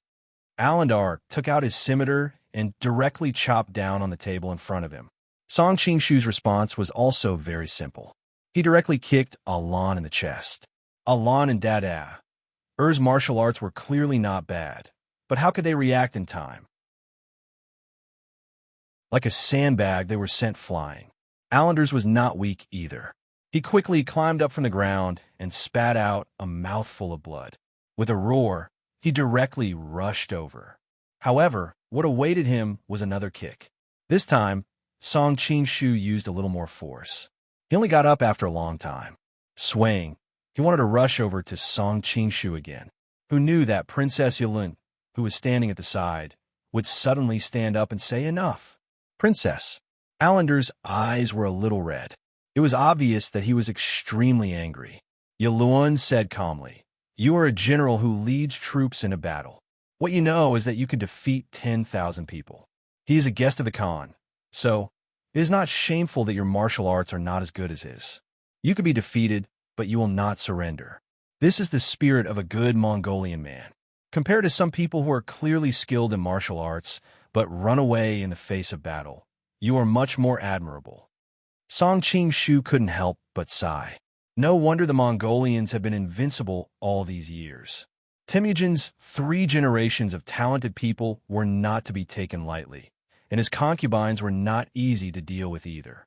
With just a few words, not only did they resolve the awkwardness of losing, but they also made people look down on the Shueiyue clan even more. "Does the Shueiyue clan think that I am right?" Yulun looked at him coldly. With her status, even if the other party was a guest of the Khan, what could he do to her? Naturally, she was not afraid of offending him. Song Qing-shu did not expect her to continue to provoke him. She could not blame him for not being a gentleman. "What the princess said is very wrong. How dare you?" Many of her subordinates began to scold him. It was obvious that they were very angry at this person who had refuted their mistress. Song Qing-shu said calmly, "When the Khan was young, they were abandoned by their subordinates. If they had not been able to endure a moment of anger, and if they had continued to stubbornly charge after their defeat at the Battle of 13 Wings, how could they have conquered this huge empire? Fighting knowing that they could not win is called idiocy. Only by staying alive will they have a chance to make a comeback."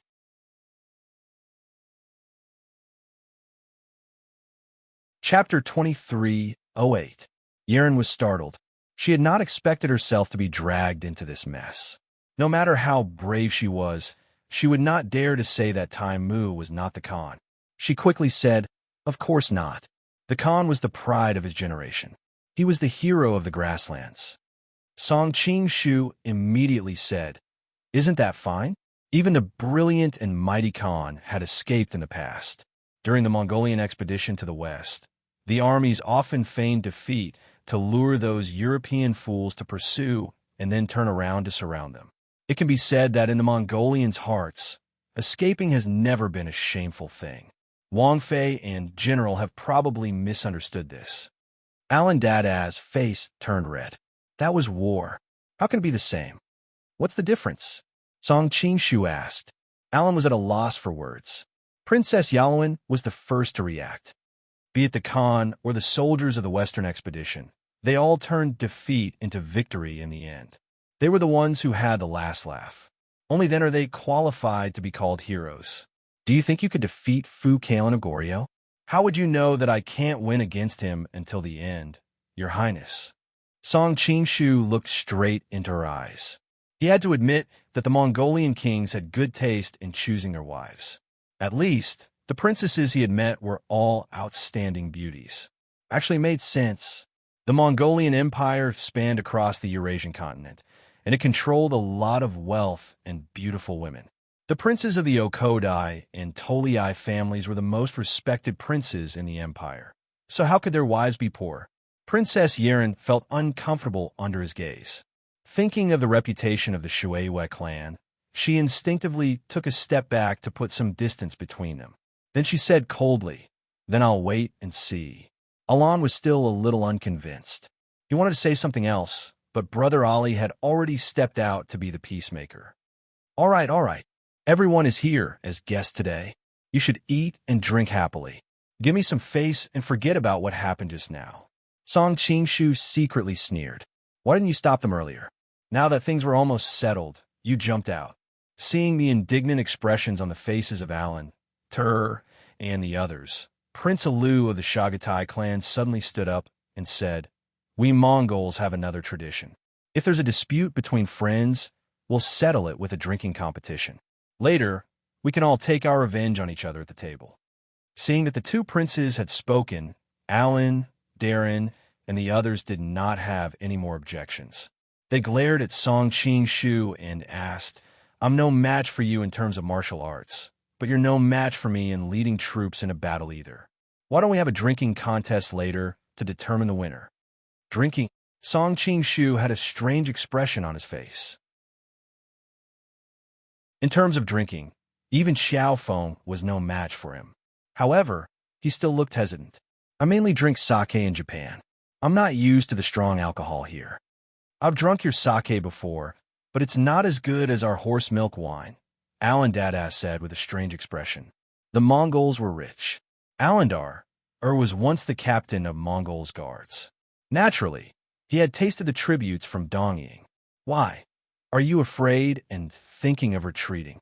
His subordinates laughed. Scared, Song Qing-shu put on a brave face. "At that time, it's hard to say who will win." "You talk big," Alan Dada said with a cold smile. "But it's not fun to just drink like this. We need to have a bet." Song Qing-shu said calmly. "What do you want to bet?" Alan Dada chuckled. "I heard you have an obedient female disciple called Wind Lady or something. If you lose, you can give her to me." The people around them whistled, and even Ali Buge did not stop them. It was obvious that such bets were a common occurrence here. Dan Yuru quickly reminded Song Qing-shu, "Young master, be careful. These Mongolians can drink a lot. This Alan Dada is famous for not getting drunk even after 1,000 bowls." 1,000 bowls? Song Qing-shu laughed coldly. How is that possible? His stomach was bloated after drinking so much. He was probably bragging. Cola literature. "So what if you lose?" Song Qing-shu asked. "How can I lose?" Alan Dada laughed. "There are winners and losers in a bet. There's no reason not to mention the bet," Song Qing-shu said mockingly. Alan Dada snorted. "Back then, I was favored by the Great Khan and His Highness. They gave me 1,000 households. If I lose, you can choose any woman you want, including my wife." The crowd quieted down. Many people were moved. They felt that he was gambling too much. But when they thought about his alcohol tolerance, those who knew him hesitated and didn't say anything. Song Qing-shu frowned. "I don't want your wife." Although the few concubines he met in Mongolia this time were all great beauties, they were still the minority. Based on the situation of the ordinary people he met in Helen City these days, this kind of bet was still too risky. "You dare to insult me?" Alan Dada was furious. At this time, Yulun stopped him. "It's just an ordinary bet. There's no need to involve your wife. If he wins, let him choose any one of your subordinates." Alan Dada also felt that he was too rash. Since Yulun gave him a way out, he didn't object. But Song Qing-shu still shook his head. "I don't want anyone from his tribe." Yulun frowned. "Then what do you want?" Song Qing-shu looked at the beautiful woman in front of him mockingly. He said provocatively, "I want you to bastard." Monk's former subordinates all pulled out their swords. Aluhu and the others were stunned. The atmosphere became extremely heavy. Danyuru was also shocked. She thought that the young master really didn't show his true colors. The moment he opened his mouth, it was shocking. She was worried at first, but when she thought of his abilities, she felt relieved. She looked at the side with an amused expression. Ali Buge also opened his mouth. "Shui West sect, you really don't know your limits." Song Qing-shu calmly replied, "Your Highness, you misunderstand. I haven't finished. If I win, I just want you to pour me a bowl of wine. How about it?" Alan Dada, "Do you dare to bet with me?" Alan Dada opened his mouth. Even though he was sure he would win, this involved his mistress. How could he dare to bet his mistress on the table? Yulun glared at Song Qing-shu hatefully. She naturally knew that he had said those words on purpose to cause a misunderstanding. She was a little angry in her heart, but she had always been cautious. She pulled Alan over and asked, "You were injured just now. Is there anything serious?" Alan Dada replied, "Don't worry, Your Highness. Perhaps the dueling ring will be affected, but drinking is fine." At this time, Song Qing-shu's voice also came, "My 2 kicks just now looked heavy, but on account of Wang Fei, I didn't use my full strength, so it didn't affect his drinking."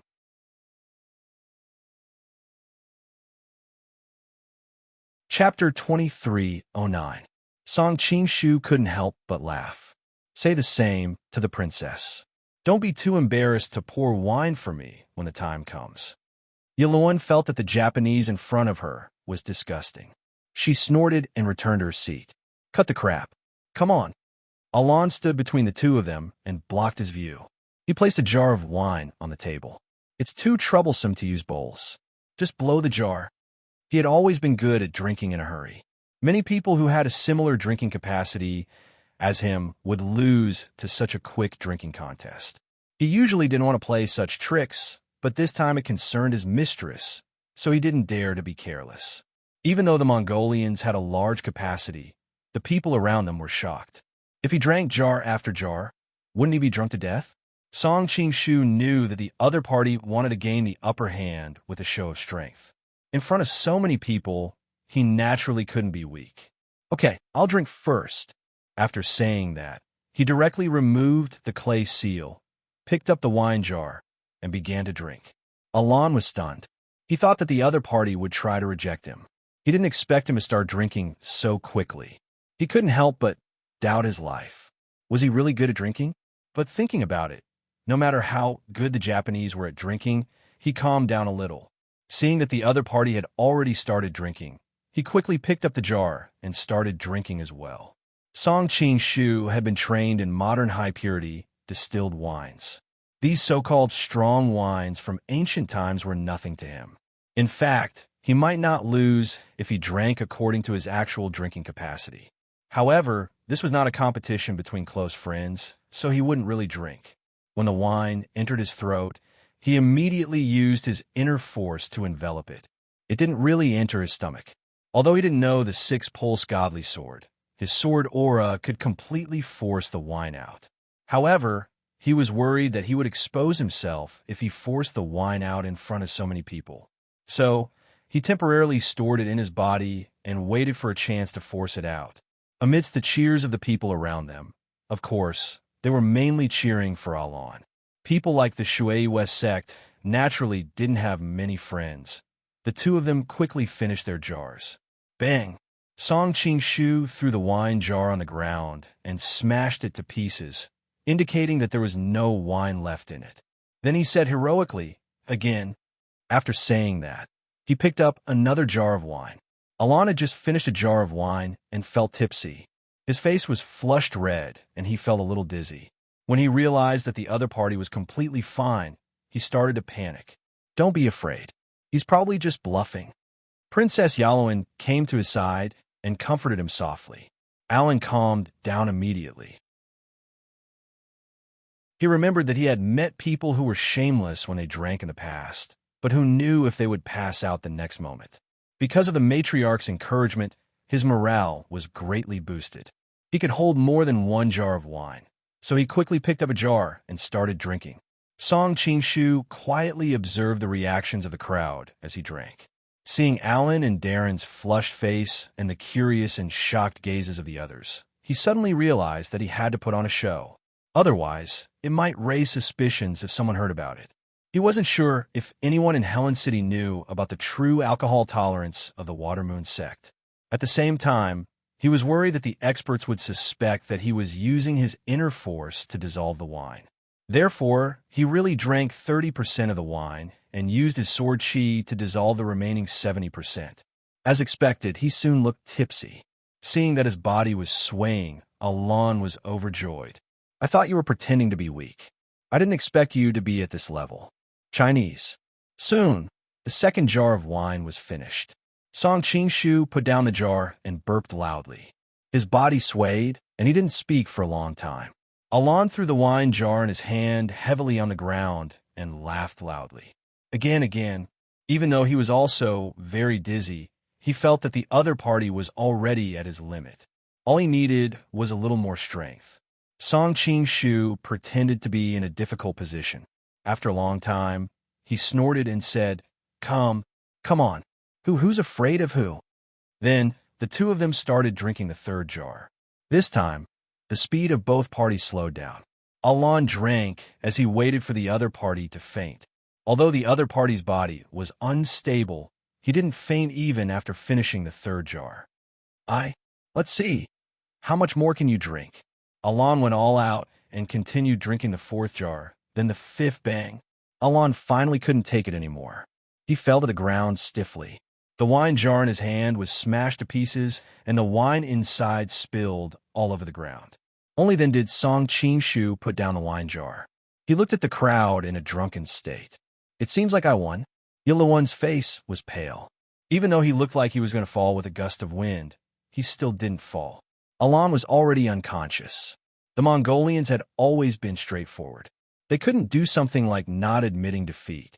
Ali Buj stood up and clapped his hands to congratulate Alon. You really have a good alcohol tolerance. You've really opened my eyes today. Even the kings of the Chagatai faction looked at him with warm eyes. They all gave him their admiration and compliments. As Song Qing-shu replied, he complained that the Mongolian wine culture was really a hard currency. As long as you could drink, you could win respect and fame. In history, there were not many Mongolian emperors who lived long. Most of them died when they were in the prime of their lives. Most of them had something to do with the damage to their bodies due to excessive drinking. To be able to drink to such an extent was really shocking. Your alcohol tolerance is really admirable. I've lost a bet. I'll pour some wine for you now. Yiluan was straightforward. After instructing his subordinates to help Alon down to take care of him, he stood up and offered to fulfill the bet. The barrier between men and women in Mongolia wasn't that serious. Thus, Ali Buj and the others only smiled and looked at everything. They didn't think that there was anything wrong with it. Then, thank you, princess. Song Qing-shu picked up a bowl and handed it over. He observed the woman in front of him closely. She was different from the other Mongolians. Her eyebrows were curved, her mouth was small, and her skin was white. She looked more like a lady from a wealthy family in Jiangnan. She was indeed a beautiful woman. It was a pity that such a woman was destined to slowly wither and grow old alone. Hold your hands steady. Yiluan hugged the wine jar. She noticed that his bowl kept swaying back and forth, making it difficult for her to hold it steady. Forgive me, princess. I drank too much just now. I'm seeing double. In order to cooperate with her, Song Qing-shu took a step forward. In the end, he stepped on the broken pieces of the wine jar and slipped. He lost his balance and fell down. Yiluan gasped. She instinctively wanted to support him, but how could she bear his weight? The two of them rolled into a ball. How dare you offend the princess? Yiluan's subordinates all pulled out their scimitars and rushed over.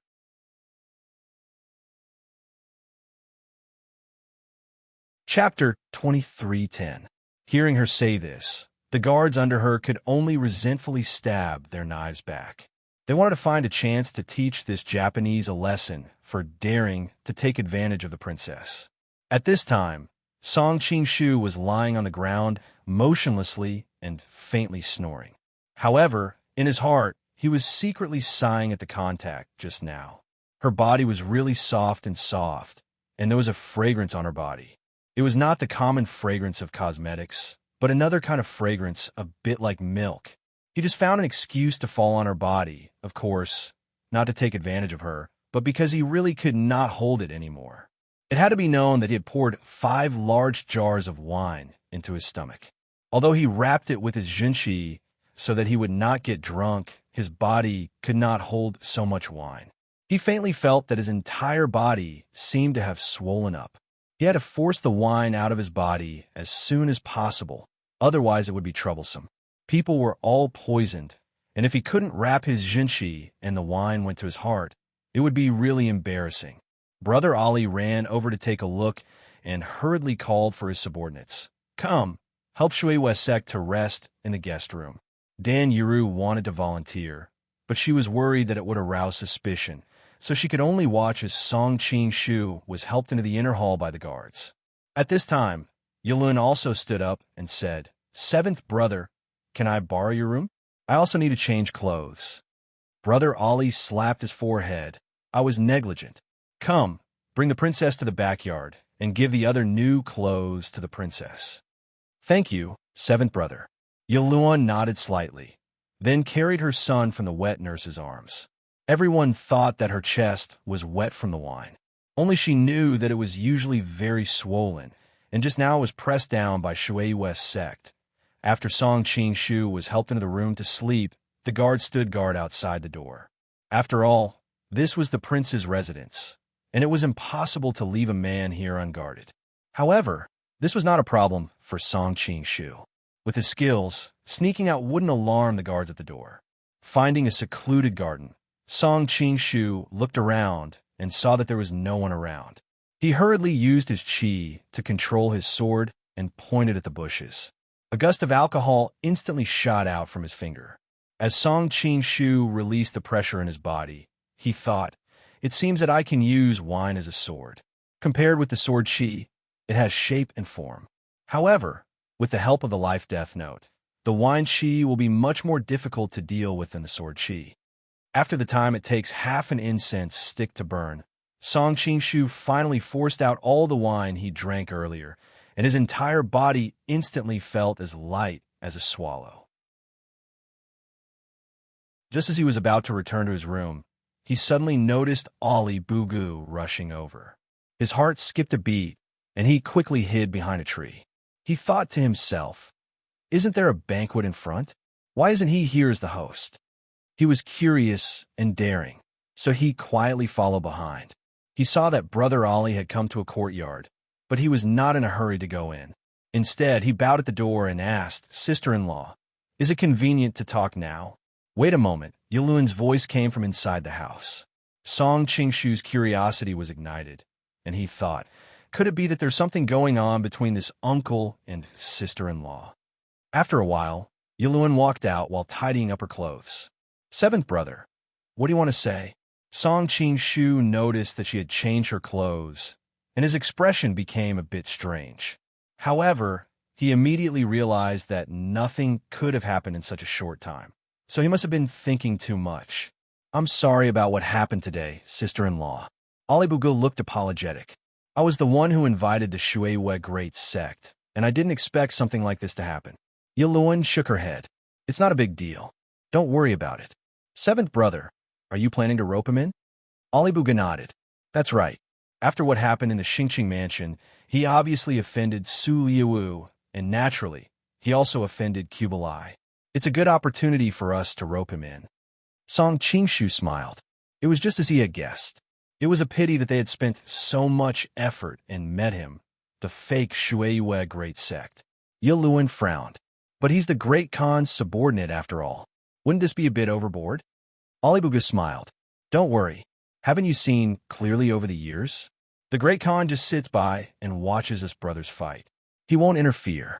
What's more, the Shui Great Sect isn't under the Great Khan's direct command. With what happened in the Xingqing mansion, the Great Khan won't care. As for people like Li Qimei and Ba Siba, I won't provoke them." "I hope so," Yiluan grunted.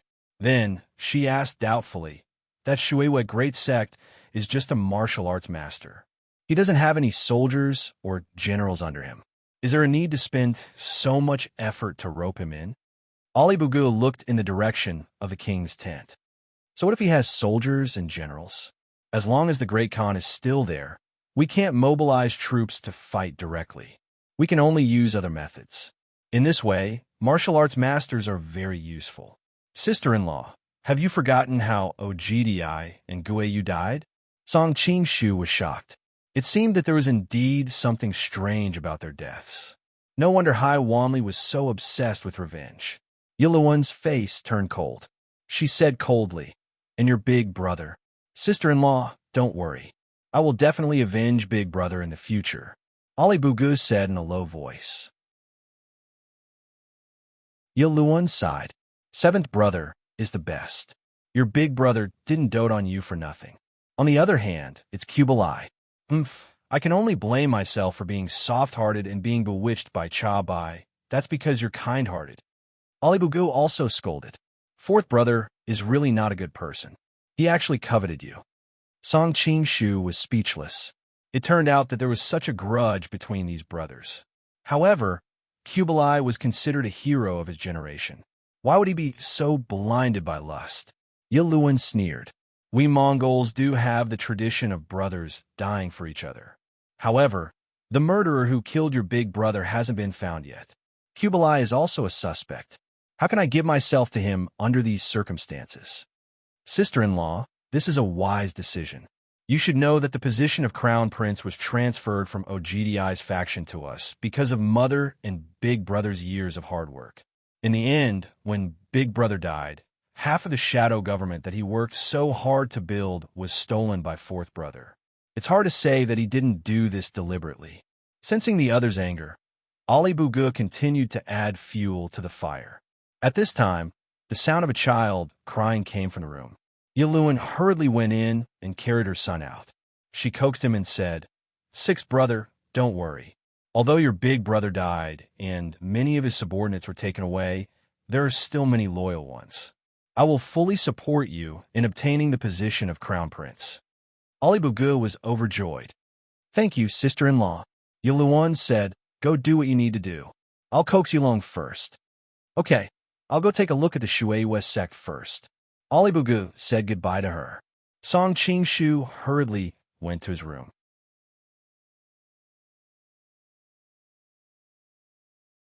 Chapter 23:11. Song Qingshu went back to his room and lay down again. Not long after, Brother Ali came and asked at the door, "Where's the Shui West sect?" The guard replied, "Sleeping inside. Has he been in the room all this time?" Brother Ali asked. Song Qingshu was shocked and thought, "Did he discover something?" "Fortunately," the guard replied, "he's been here all the time. I haven't seen him go out." Only then did Brother Ali push open the door and enter. Seeing that Song Qingshu was still sleeping soundly on the bed, he couldn't help but frown. The guard at the side observed his expression and said, "Should I wake him up?" "No need." Brother Ali raised his hand to stop him. "He drank so many jars of wine. He won't wake up for a while. I'll go to the other side first. Pay attention to this place and keep an eye on him. If Yulun passes by here, don't let her go to the backyard." "Yes." From the voice that answered, it was obvious that he had left a few guards here to keep watch. Song Qingshu was curious. Brother Ali was so mysterious. Who was he going to see? Why did he deliberately hide it from Yulun? Shouldn't they be allies? Hearing that they had gone out, Song Qingshu couldn't help but be curious. He slipped out of the window and quietly followed behind him. Ali Buge took a few turns before arriving at a remote courtyard. He could faintly see the back of a woman. Her figure was graceful, and she was currently shooting arrows with a bow, revealing the perfect curves of her figure to the fullest. Song Qingshu vaguely felt that this figure was a little familiar, but he couldn't remember where he had seen it. The woman shot an arrow and split the arrow that was stuck in the center of the target in half. Brother Ali couldn't help but clap his hands and said, "Good archery, good archery." Sister-in-law's archery skills are probably comparable to the divine archer Jabi. Another sister-in-law? Hearing the way he addressed her, Song Qingshu was also stunned. "Seventh brother, your mouth is getting sweeter and sweeter. How can my little tricks be compared to Jabi's archery skills?" The woman handed the bow and arrow to the servant beside her and turned around to reveal a charming and moving face. Who else could it be but Hai Wanli? "I'm innocent. I'm clearly speaking the truth." Looking at the beautiful face in front of him, and then looking at her curvaceous body, Brother Aliber's eyes were filled with greed. Hai Wanshin clearly noticed the strange look in his eyes, but he didn't care. "Are you also this glib in front of your sister-in-law?" Thinking of Yaluan's dignified and calm appearance, Ali Buge immediately sobered up. "I wouldn't dare to do that. You also know that she's always cold and reserved. Plus, fourth sister offended her last time, so she's quite sensitive about such things." "That's true. If it wasn't for that, she wouldn't have completely sided with you." Hai Wanshin couldn't help but laugh. "That brat, Kublai, usually looks so upright and serious. I didn't expect him to do such a thing." Ali Buge chuckled. "We're all men. Moreover, sister-in-law is indeed very beautiful. In the past few years, fourth brother's influence has become stronger and stronger. He looks like a crown prince. If I were in his shoes, I would definitely be unable to restrain myself." "You're quite honest," Hai Wanshin said with a smile. "Is it that you men have an uncontrollable desire to blaspheme the kind of dignified and virtuous woman?" Ali Buge took the opportunity to reach out and hug her. That's not necessarily true. We also like women like you. Sure enough, all men are bad. Hai Wansheng turned around and avoided his hand. At the same time, he chuckled. Yulun's personality is really a bit different. Our Mongolian custom is that brothers will always be related to each other. Remarrying is a common thing, but she insists on imitating those Southern dynasty women and putting on an appearance of chastity. I don't know who she's trying to impress. Ollie Buge retracted his hand a little resentfully. Not just her, aren't you the same? Although you've been flirting with women for so many years, I've never heard of anyone actually getting into your bed. It's easy for you to get into my bed. Hai Wansheng leaned close to him and blew a breath into his ear. Go and kill the culprit who killed my husband. Then you can do whatever you want. Ollie Buge smiled bitterly. Aren't you just trying to make things difficult for me? In that case, it's better for us to be good friends. Hai Wansheng took 2 steps back, leaving a distance that was within reach, but also out of reach. Ollie Buge scratched his head. You also want to avenge your husband, and Yulun also wants to avenge her husband. Who knows how many wives and daughters the Khan stole back then? Why don't I see anyone avenge their husbands? How do you know there isn't one? Ocean Wander revealed a meaningful expression. Who are you talking about? Noticing her expression, Ollie Buge was startled and hurriedly asked, could it be the third empress? Her husband was killed by the great Khan in front of her. Song Qing-shu, who was hiding in the dark, was secretly shocked. With the rise of Temujin, who knew how many wives and daughters he had stolen. But this guy was much more ruthless than him. Not only did he steal someone's wife, but he also wanted to kill him. Hai Wansheng shook his head. Don't make wild guesses, I'm just saying. Ollie Buge didn't care too much about the Khan's harem, and quickly returned to the question he was most worried about. Right, there's something I've always wanted to ask you. When my brother died, were you the culprits behind it? So what if it was, and so what if it wasn't? Hai Wansheng looked up at the sky with a hint of mockery. Since you deliberately arranged for me and Yulun to be in different places and didn't let them know, it's clear that you already have an answer. It's just that I have some suspicions, so I came to you for confirmation. Ollie Buge stared straight into her eyes. Song Qingshu's curiosity was also piqued. In the world of the Golden Book, Meng Gu was killed by a stone shot by Yanghua during the Battle of Xiangyang. But in this world, when Meng Gu died, Yanghua had not yet become the Condor hero, and the Mongols had many experts under their command. Even if Yanghua had truly reached the ultimate perfection stage, it would not have been easy for him to kill Meng Gu while surrounded by thousands of soldiers. Would you believe me if I said I didn't? Hai Wansheng sneered. Besides, even if I really did kill him, would you immediately turn against me and not cooperate with me to fight against your fourth brother? Ollie Buge paused, then smiled. I really am muddle-headed. There's no point in dwelling on these questions. I hope we can cooperate happily in the future. Naturally, Hai Wansheng asked, by the way, why did Yulun run over to change her clothes? Master Shuiwe accidentally pounced on her after getting drunk, causing her clothes to be a little wet. Ollie Buge roughly described what had just happened. I'm afraid it wasn't because of the wine, but because her breasts were swollen. Hai Wansheng snorted. And that Master Shuiwe is as lecherous as the rumors say. He even dares to take advantage of Princess Consort. She clearly remembered that night in his tent when he had almost taken advantage of her. Ollie Buge's expression changed. You mean he was pretending? Hai Wansheng replied. Since he was still fine after drinking Alan and Darren, why did he get drunk when Yulin went to toast him? Outrageous. How dare he tease this king? I'll go see him now. Ollie Buge suddenly stood up. You're tuning into the Warrior Lore YouTube channel. Don't forget to subscribe and join us on this journey to catch the most captivating stories.